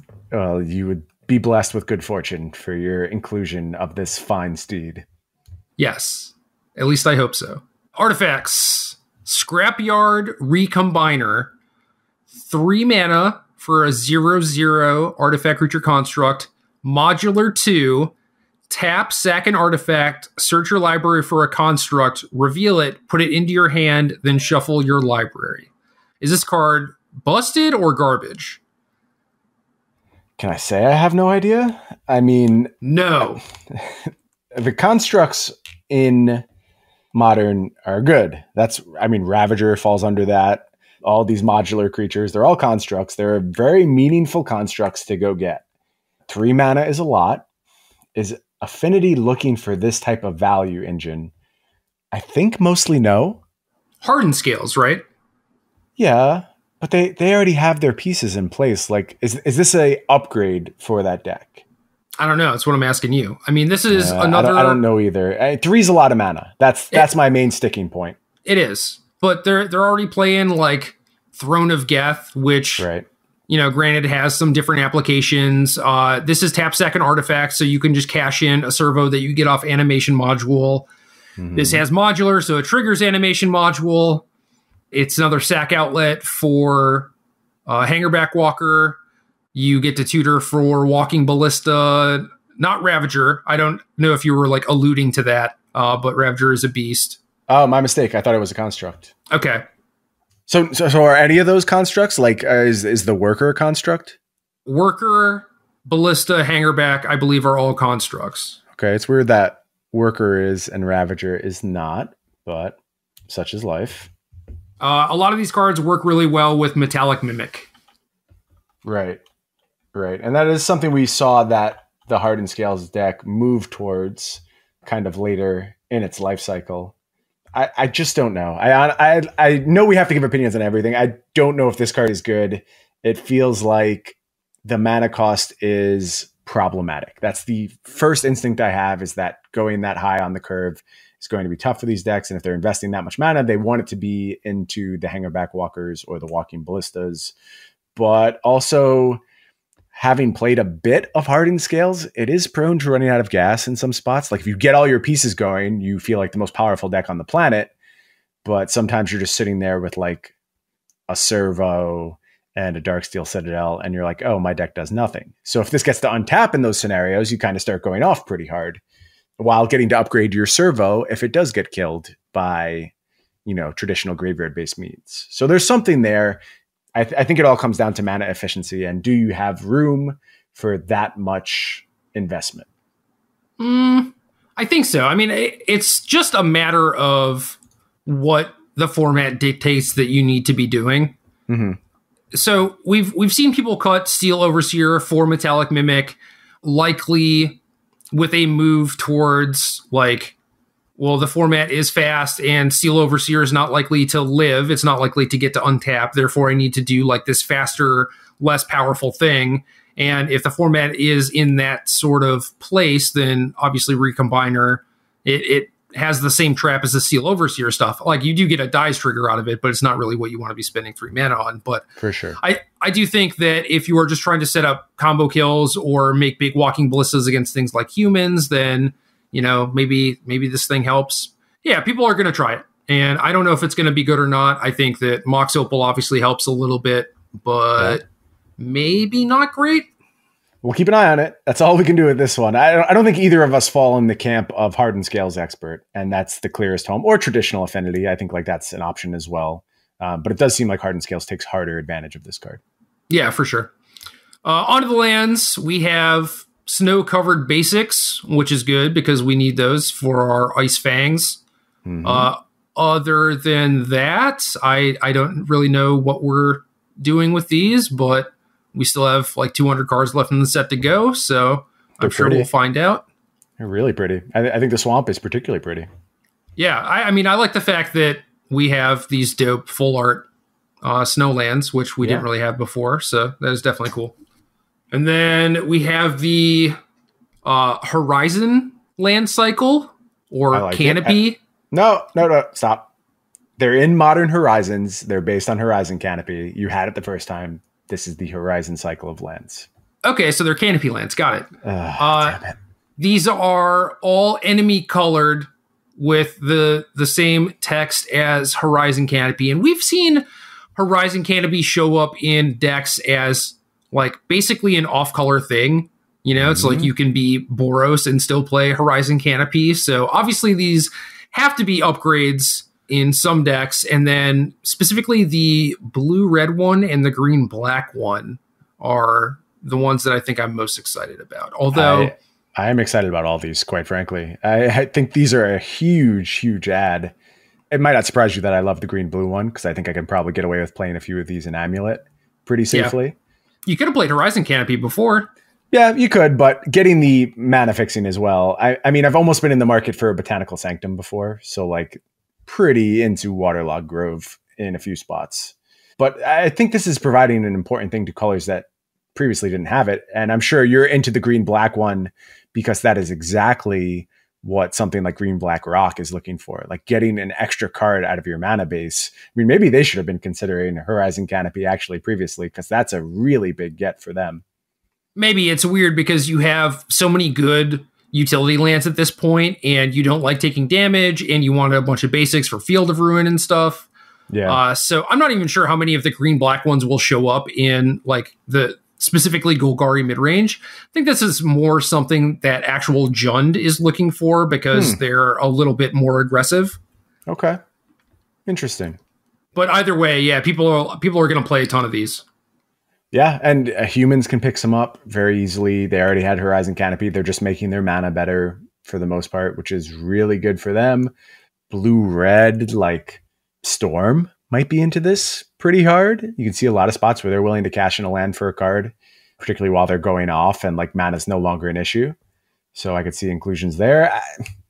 Horizon Canopy feels like it would be an even bigger part of the format in any other color, right? Like it's kind of gated behind what are historically very fair decks. And now we get to see what happens where some more broken possibilities come into the fray. Yeah, the blue-red one in Is It Phoenix obviously competes with Lava Dart, but whatever. I mean, I think that having that sort of effect is obviously very powerful. So these are going to show up in a lot of spots, and it'll be very interesting to figure out, you know, how many does Jund want? How many does Phoenix want? Amulet, like those numbers are going to vary a lot too. And we've seen that with Horizon Canopy a little bit. Ooh, Death Shadow. Happy to be paying some life for its mana. Oh, well. yeah. Yeah. Oh, yeah. I mean, maybe you would prefer to fetch Shock like every time, but yeah, this is interesting because they definitely don't want a fourth land. All right. Prismatic Vista, land, tap, pay 1 life, sacrifice this, search your library for a basic land card, put it onto the battlefield, and shuffle your library. So maybe in 3-color control decks, if you want access to Island, Plains, Mountain. I generally feel like playing the Mountain is not really worth it. This fetches up snow basics if you're playing like a 3-color snow deck. So I think that is more relevant. And then this fetches up wastes, which is kind of interesting. That I think is actually the most meaningful one. And those decks getting access to their second, they basically have a fetch land for their second color now, where they previously could not. And I think that matters a lot. And maybe they can even start pushing into 3-color territory. But this grabbing waste, I think, is the biggest impact of Prismatic Vista. It could be, we talked about the snow-covered permanents before. Maybe someone's in the market for that, and that pushes Prismatic Vista into a more traditional home. But yeah, waste is my slam dunk winner with Prismatic Vista. Yeah, I guess if there are no snow duels, right? Like you play Misty Rainforest, and then that's about it. And then you can play like off-color fetches and a breeding pool or something. But now you could play Misty and Vista and just have 8 fetches for your 2-color deck, which is kind of cool. Yeah, seems good. Yeah, this is interesting. It's like it seems kind of gated for the possibilities, but at the same time, it's like, oh, there's probably like a lot of stuff we haven't thought of yet. Right. And I mean, sometimes these cards are about just pushing what they can, like figuring out not looking at things under the old lenses, like opening up new lenses for this card, I think is the real key to unlocking Prismatic Vista, because we haven't had this type of effect before. And, you know, maybe there's more multicolored Blood Moon decks that can exist because you have reliable access to all of your basics. I don't know. It'll be interesting to see what ultimately gets done with Prismatic Vista. Is this card too good for Standard? No. I think this could have been in Standard. I don't think it should be. I mean, certainly the mana bases you were afforded back in BFZ with fetch land plus dual land were way better than Prismatic Vista mana bases would have been. True. So if that was safe for Standard, and we could debate that point, but it happened and it wasn't that long ago. So given that, I have to say that I just think Prismatic Vista would have been fine. But there's incentives not to do the fetch land thing in Standard. And honestly, like you said, I would prefer there is as little shuffling as possible.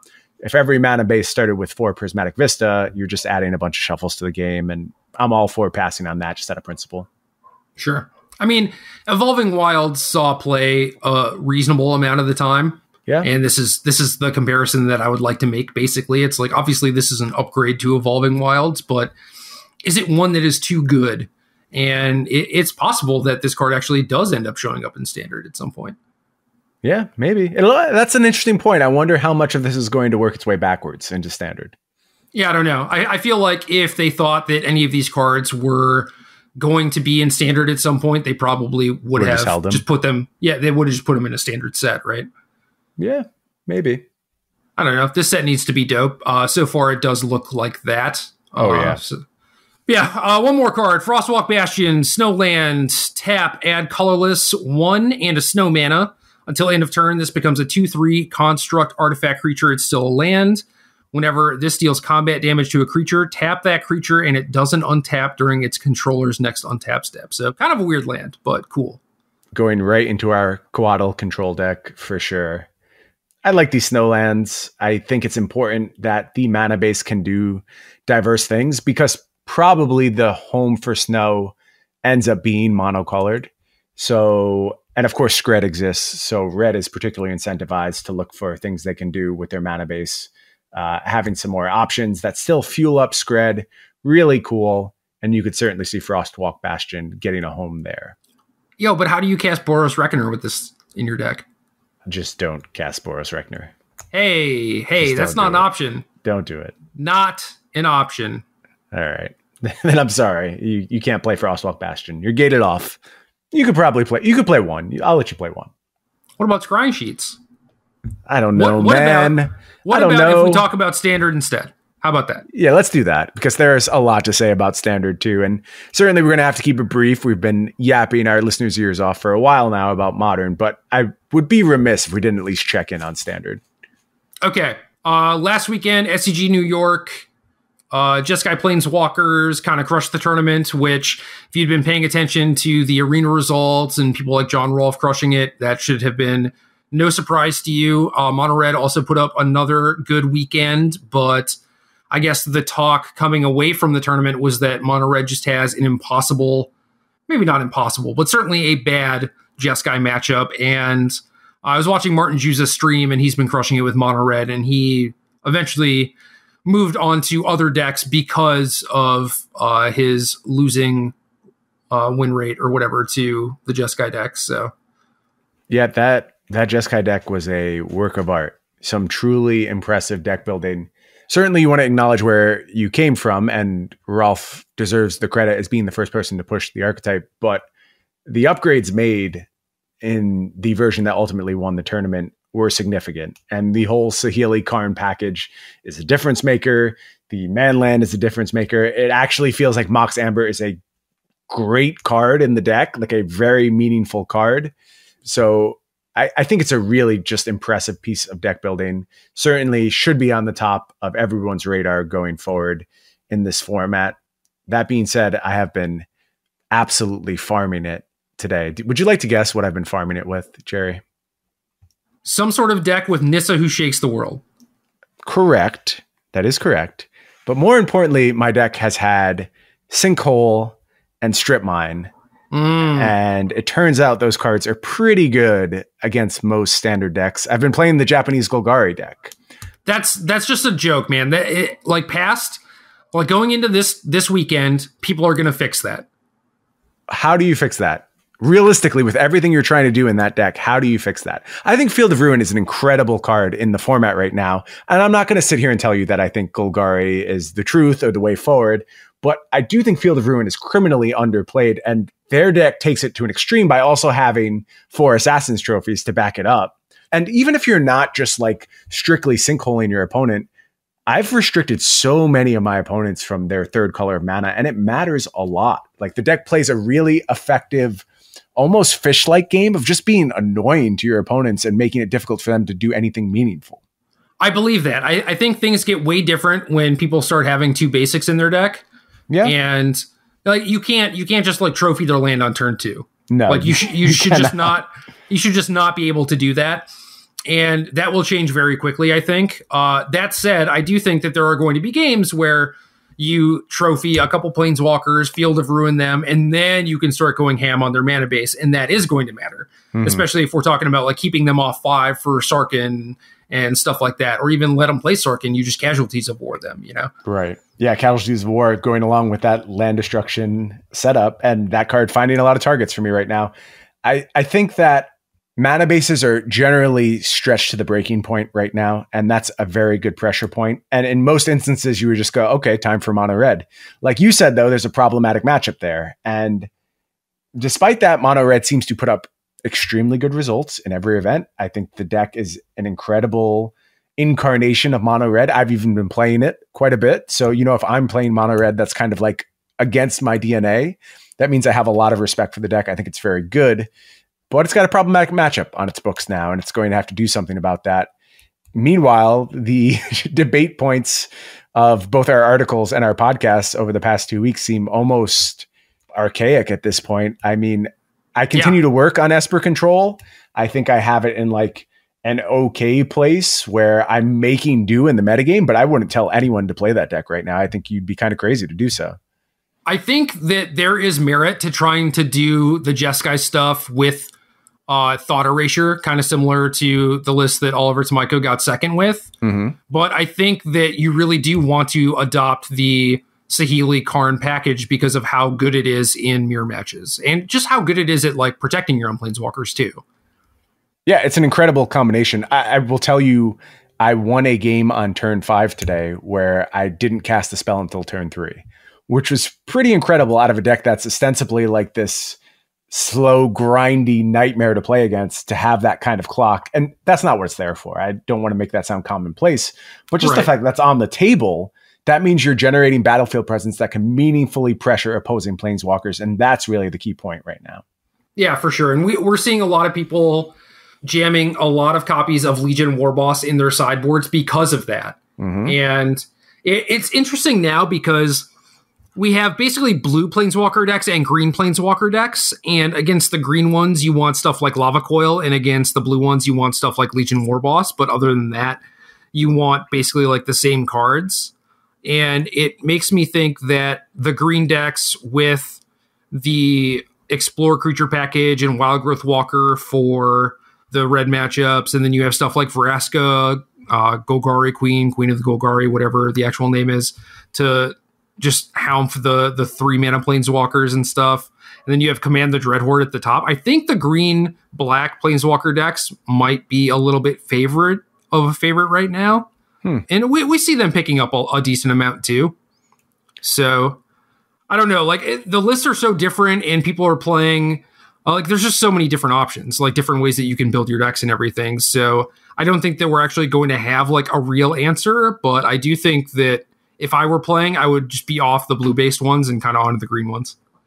Yeah, so I think Command the Dreadhorde was the other big story coming out of the weekend, and it's something that we spoke about in our last cast, but literally it was like 2 hours before we actually started to record that deck was first being talked about on the Twitter sphere. So I don't think we had unpacked exactly what that deck had to offer at that early stage, although we were both intrigued. I don't think either of us dismissed it out of hand, but we didn't know exactly what it was going to be. And what it is this mid-rangey, grindy nightmare. I don't think there's any larger factor for Esper's unplayability than the spell Command the Dreadhorde. I did play a copy of Command the Dreadhorde in my Esper deck for my PTQ this weekend, and it was quite good. It's just a good card in a bunch of situations, but in those decks, it's a bonkers card. And in combination with Tamiyo and all these life gain spells, they just have gas for days and days and days. And playing like a pure control strategy, not realistic at this juncture. Yeah, I agree with that. You have to be doing Planeswalker stuff. You have to be actually getting a battlefield presence. Absorb was mostly invalidated by Teferi Time Raveler, but I think at this point it's just invalidated because of the decks that people are playing. Yeah, there's a lot of that. And I don't know how you go. There is a way to build control that works. Don't get me wrong. And the problem is that the cards I'm finding that work are bad cards. They're legitimately bad cards. And as soon as you're playing bad cards and warping your deck to account for these problems, then you're not equipped to answer the things like mono red, which, as we say, still has a real presence. And then there's just weird stuff like mass manipulation floating around. And there's so many things to account for. I like good proactive plans at this point. Trying to react to what your opponent's doing is not going to work. And that, again, another point in favor of the Jeskai Planeswalker deck, being able to get onto the battlefield. But like you said, it does feel like time is running out for that to be the de facto best deck. If you had to play a standard tournament this weekend, what are you looking at? The card I was most excited about this week was Nissa. And I was trying a bunch of different Nissa decks. I mean, there are the like mono green Tron decks, which I think are kind of nonsense. There are some versions of that deck that splash either blue or black. Those are a little bit more palatable for me. I like the Japanese green-black deck, or most of it. I don't like having things like Ravenous Chupacabra and Massacre Girl in the main deck because I think it's just kind of missing the point of what the format is about. But like the other stuff that they're doing is just awesome, I think. Mm-hmm. I would just be leaning a little harder on Planeswalkers than what they're doing. And I think they had 3 Vivian Reeds and maybe 1 Nissa or something. Yes. I would just be jamming all Nissas. Yeah, 1 Vraska, 1 Nissa, 3 Vivian Reeds was the breakdown of their Planeswalkers, and an additional Nissa in the sideboard, I believe. And they had Carnage Tyrant, too? 3 Carnage Tyrants. What do you think about that card right now? Nonsense. It's awful. Why?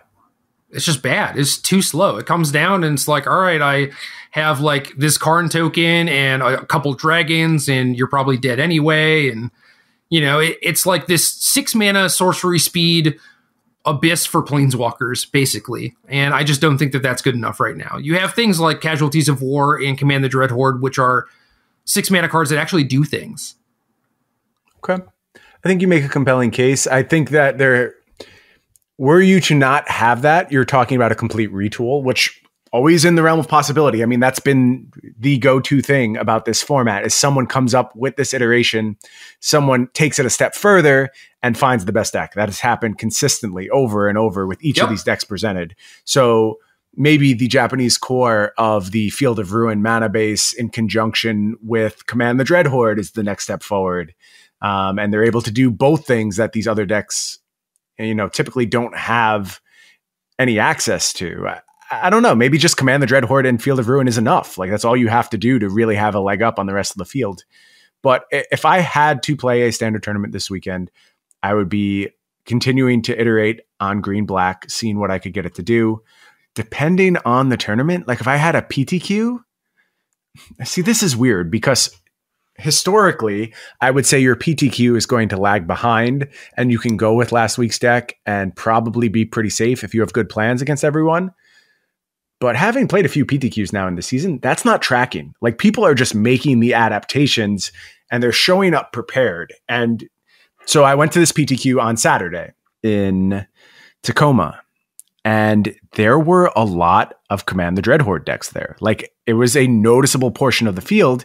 And I think it was Wednesday that deck first appeared on Arena and people were there. They were ready to go. The technology is moving faster, certainly in Arena, but on paper as well. And people are showing up prepared. So I don't know if you could get another week out of the Jeskai deck just as it stands right now, or if people are going to be ready for it. Yeah, that's completely legit. The one thing that I have been playing a decent amount is Gruul. Okay. And there are a lot of different deck lists out there for it, but mine is maybe like a little bit different. And I like it. I've been doing okay with it the last couple of days. Just hit diamond, no big deal. But yeah, I think Nissa certainly at the top end is a thing that I'm very happy about. I like Llanowar Elves a decent amount, just allowing you to get on the board faster. You have things like Thorn Lieutenant and Gruul Spellbreaker, which are just nightmares for mono red. And the Planeswalkers just all together, like Domri, Vivian, like Small Vivian, Chandra Sarkin, Nissa, it's like super strong. So we see a lot of the Gruul decks take the Immortal Sun approach. You've gone the other direction and just leveraging your own Planeswalkers. Why are you choosing to go that way as opposed to leveraging the Immortal Sun? Because Planeswalkers are the best thing to be doing. And yeah, you can play like 2 copies of the Immortal Sun, and if you don't draw it, you don't resolve it, you're just going to lose to Planeswalkers. So like, why the hell wouldn't you just be doing Planeswalker stuff? The Immortal Sun is a card that I was very excited to play with. And when this all started breaking, I was like, all right, Immortal Sun time. Let's start building these decks. And I looked at green-white tokens and all these kind of mid-rangey piles, exactly what you would expect. And then I would play the Immortal Sun and I would lose the game over and over and over. And it just doesn't, with the static abilities on the Planeswalkers, there's part of the problem right there. Like, you've already not accounted for a portion of the card. And a lot of these decks are coming with the rest. They're coming with post-board vetoes in some situations, depending on what your configuration is like. So I just don't think it's reliable enough. I think it's too expensive. And I would rather just get into the arms race. You're not going to skirt it at this point. Bring your Elder Spells, bring your own Planeswalkers, do that. But just going Immortal Sun, it's not going to be the out you're looking for. Yeah, I agree. It's a 2-of that stops 20 cards in their deck, you know? There's no way it's going to line up. And people just have Spell Pierce in their main deck too. Mm-hmm. It's a joke. Yep. Very true. So yeah, I've liked Gruul. I've also been trying to tune Esper Hero because it seems like in kind of like Legion War Boss fashion, you have Hero Precinct 1 as this cheap card that can actually get on the board and pressure Planeswalkers. But you need something else. And basically, I've been playing a bunch of Bell Haunts to help against Mono Red, and then some Command the Dreadhorde's main deck with some more Planeswalkers. But you're just doing a lot of things worse than what the other decks are doing. I don't know. I feel like if you want to do green-white tokensy thing where you never run out of gas, Tamiyo Command the Dreadhorde is where you want to be. Yeah, that combination is oppressive. And like, there were so many times where I'm playing Esper Control, and I've even like slow rolled my Thought Erasure and gotten to a place where I should be able to control their draw step, and they just play Tamiyo minus, get back there, Command the Dreadhorde, and I'm like, well, nothing I can do. Literally nothing I can do. Tamiyo has closed off all of my options here. And who chose to give that card 6 loyalty to start? What an absurd loyalty total for a card like Tamiyo to have on a plus. Just an incredible Magic card, honestly. And still, I think, scratching the surface of that when we're seeing it now in fairer versions of green-blue, things like mass manipulation setups. And it continues to impress in virtually every shell I see it in. Yep. Yeah, I definitely agree.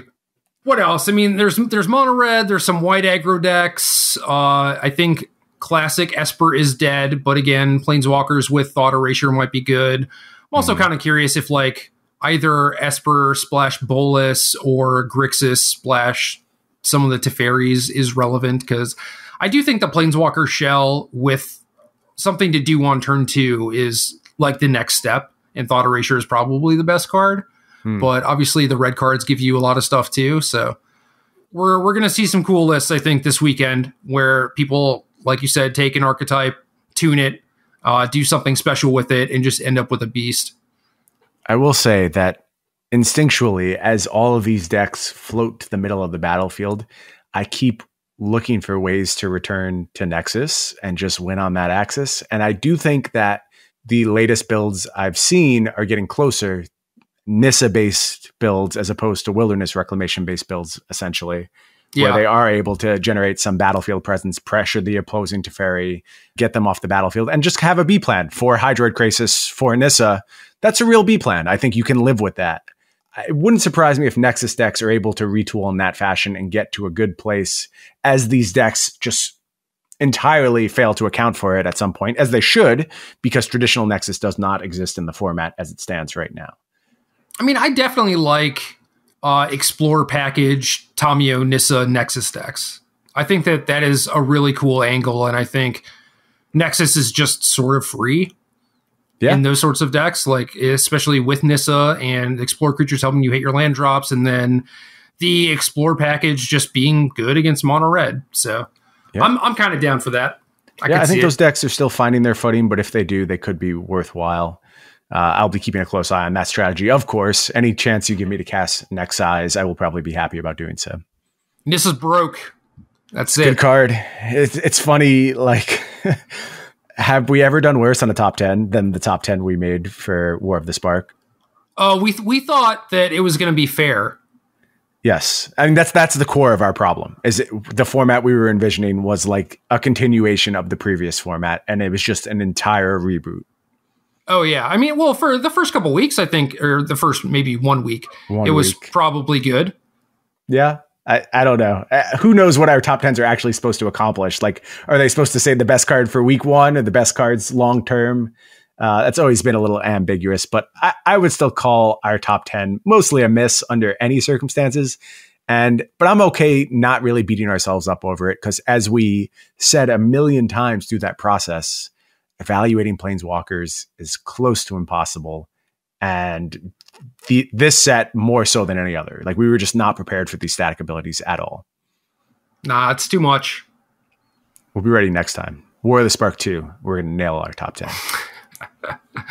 What is that going to be, like Modern Horizons 8? Something like that. We'll do it from the nursing home, the magic nursing home that I'm starting. We'll cast from there and tell people all about it. Yeah, man, save me a seat. Will do. Well, every week we solicit questions from the fine folks in our Discord, and we pick one of them that is maybe the cleverest or the most relevant or the one that tickles us the most, and we answer it, and that person gets some vintage game podcast sleeves. We're going to run out of those pretty soon, and then I'll have a new prize pretty soon. And the question this week comes from Jeff Pica, who we asked for Modern Horizons related questions, but this is a good one, and this is something that Brian has been harping on a little bit. Jeff asks, thoughts about how the standard format is changing every 12 hours and how much stress it puts on you guys as content creators that by the time it hits the air, it could be irrelevant. Brian, go first. I know you have a lot to say on this. So first I'll say I don't know if stress is the right word. I try to be very realistic about what it is we do for a living, and what we do is awesome. So I'm very hesitant to define what we're currently experiencing as a stressful situation, because ultimately I'm just doing my best to talk about Magic, and that's a cool position to be in. But it's hard. It's so hard right now because, like I said, we spent the beginning part of last week doing this article series talking about the merits of these various versions of Esper. And then we get to this point and it's like, was there even any value that people were able to take away from that? And I think for a few days, it was a really nice article set. It gave you a lot to think about and probably informed a lot of choices. And, I did well at my PTQ. I went 5-1-1, which is a fine result, quite frankly. And I felt prepared and I felt like my deck list was very good. But even then, the deck I played come Saturday was a good 10 cards off what I was writing about on Tuesday. And that feels bad. Like I want to give my readers something they can take as a weapon going into the weekend. But what can you do when things are happening so quickly? I think it's important as content consumers to just be aware of the fact that things are moving so quickly right now. And it's really on you as a player to extrapolate from everything you're reading, everything you're consuming, and take the next step. Because a lot of times by the time it hits you, it's just not going to be quick enough. Like, quite frankly, when I write for Star City, I generally will not start writing until about noon the day before my article is due. And then I stretch my deadline as far as I possibly can. I submit it at the last possible second because I want to see everything that's happening throughout the day, or I want to check in on new strategies. And I'm doing everything possible so there is as little time from the article leaving my hands to getting to our readers. And that puts a lot of pressure on kind of the window you have to create something, because you're always putting yourself on a really tight deadline where you only have a few hours to craft something. I just think it's important that if we're going to have this accelerated standard, people are aware of the time constraints we're facing, the time pressures we're facing, and use that to be active and careful consumers of all of the pieces that are circulating right now. I don't think that applies to just mine or Gerry's. I think that's everyone who's creating content. You have to watch yourself, or you could find yourself burned by some old technology. And that's a tough spot with these new PTQs where it's winner take all and you get one shot. And I think it really incentivizes shooting your shot, taking a risk. And quite frankly, I wish I played a Command the Dreadhorde deck this past weekend, because people just weren't ready yet. People hadn't adapted, but there were plenty of people who showed up with it and they reaped the benefits. Yeah, I agree with all you said. I don't think it's stressful, because just in the moment you're writing about, what's going on and what you know and what you think. And 2 days later, it's mostly irrelevant. So it's like, for me, it's more frustrating that I can't necessarily be as helpful as I would like to be. Right. And there are still some ways around that. Like, for my Star City article, I'll submit, well past Wednesday night, like basically Thursday morning. It will get edited on Thursday and then posted on Friday morning. So there's really only like a day removed of content. And then the podcast we also do Wednesday night and will go up Thursday afternoon or Thursday night. So that's only 1 day removed. And I think what people really want is a deck that they can just pick up and copy and, play that weekend, or at least like get those last tips to help them inform their deck choice or their last sideboard slots or whatever. And maybe listening to content that was written on Wednesday is not the best thing to be doing, I guess. But like you said, I mean, be a very smart consumer and realize that that is what's happening. And some of the stuff that we might be writing about on Wednesday is relevant and some of it is not. And you have to be able to figure that out for yourself. It's like, well, what happened in the last 2 days and why might this make what Gerry is saying not relevant or whatever? But we also do stuff like post deck lists on Friday for our patrons and stuff. And we try and be active in the Discord and keep having those ongoing conversations with people and everything. And I would like to put up content that is just relevant in the moment. And that sort of like points people towards watching streamers, right? Because like they see that stuff happening live. And Martin went from writing an article saying about how he's like on a 19 match win streak with mono red into just like, oh, I'm just not playing this deck and I'm playing Jeskai Walkers because it can't ever beat Jeskai Walkers. And then he's playing against a bunch of decks that are already like set up to beat Jeskai too. So it's like, okay, he needs to actually stop and evaluate what's going on in the format and probably go 2 levels past where he was like 2 days earlier, right? So it's like, it's kind of sick. But yeah, that's how fast stuff moves. And you have to be prepared to deal with that. But yeah, it takes a lot of the stuff out of our hands basically and puts it into yours, which as a content creator who is trying to help people, like, does kind of suck. I mean, what do you think outside the content creation lens? What do you think about the standard experience as a whole? Because while it's certainly exhilarating and interesting and gives us unending things to talk about, it is stressful for people there aren't many people on the planet who are as engaged with Magic as you or I, and it still feels like at times I'm lagging. So I think about our listeners with full-time jobs who are trying to balance a little bit of testing in between, their work and their families just to get prepared for their one shot at a PTQ. And that's got to be a little tough, right? Like they have to feel the sting of that. If we're feeling the sting of it, certainly people who don't have that kind of luxury Magic time are really feeling the sting of it. Is it still a good thing that these formats are so, I guess, nebulous? Well, I do think that a large portion of the tournament playing population are those who either don't have enough time or simply don't want to devote that much time. Sure. And would rather focus on other aspects of life, which is totally cool and probably very healthy. And there are also people who only own like one deck or cards that go in 1 or 2 decks, right? So it's like if you start the week thinking that you're going to play Esper, and by the time the end of the week rolls around and your tournament's tomorrow and Esper doesn't seem particularly playable, well, you're kind of SOL, right? And that sort of sucks, but I do think that the format is mostly in a place where you can make smart adaptations to your deck. And, you know, like you said, you changed 10 cards because you were keeping on top of things, and you did completely fine, you know? And I think the format is in that sort of place. Like, if you're trying to play, is it Phoenix or Gruul or Sultai or mono white, mono red, Esper, like, there are things that you can change in your deck that will make your matchup spread much stronger. And I don't think that any deck is necessarily completely invalidated on a week-to-week basis or a day-to-day basis, whatever. So I don't think it's the end of the world. I think that you can still have success even with limited time, limited card availability, and stuff like that. I think you put forth a really good kind of battle plan. Don't focus on what you can't do, focus on what you can do.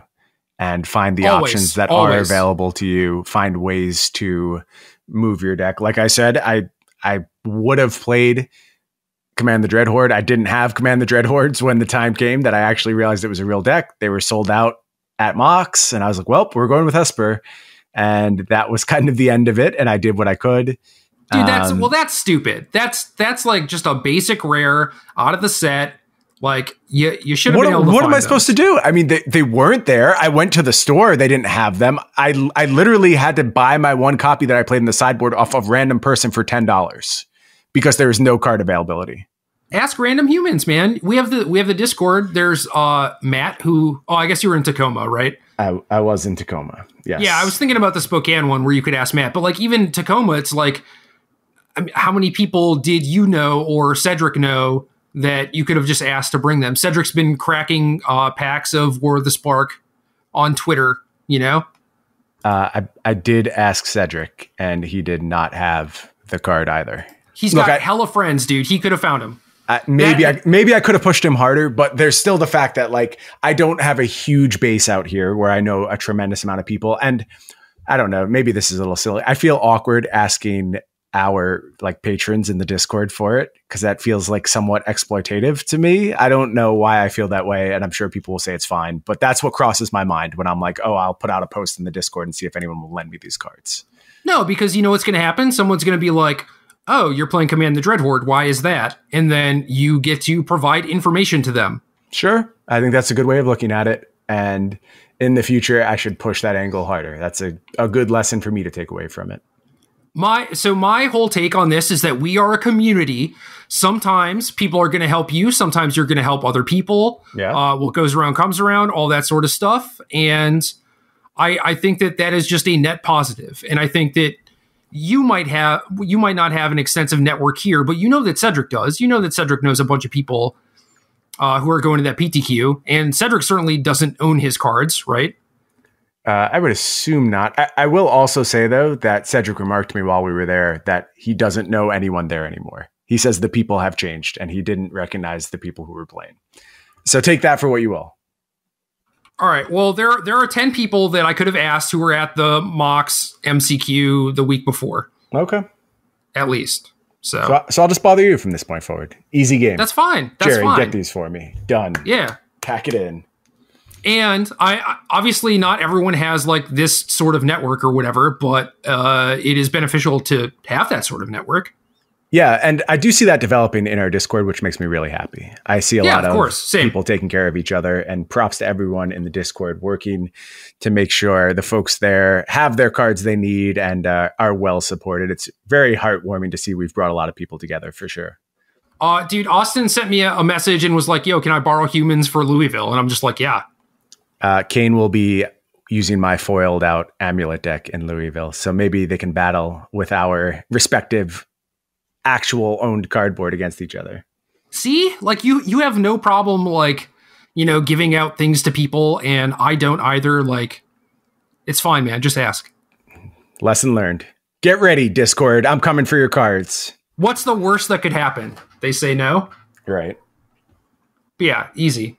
For everyone else, not so easy, but you always have the option of adding more Elder Spells or Duresses or Cry the Carnariums or whatever card it is. You know, I think the standard has done a very good job of giving you the answers to fight things. And that is basically my point. Yep. Trust your conclusions. Make your moves. Don't be afraid to make a mistake. Get rewarded. And if you're playing a deck that's slightly outdated, it's not the end of the world. Good point. Very good point. Game. That is game.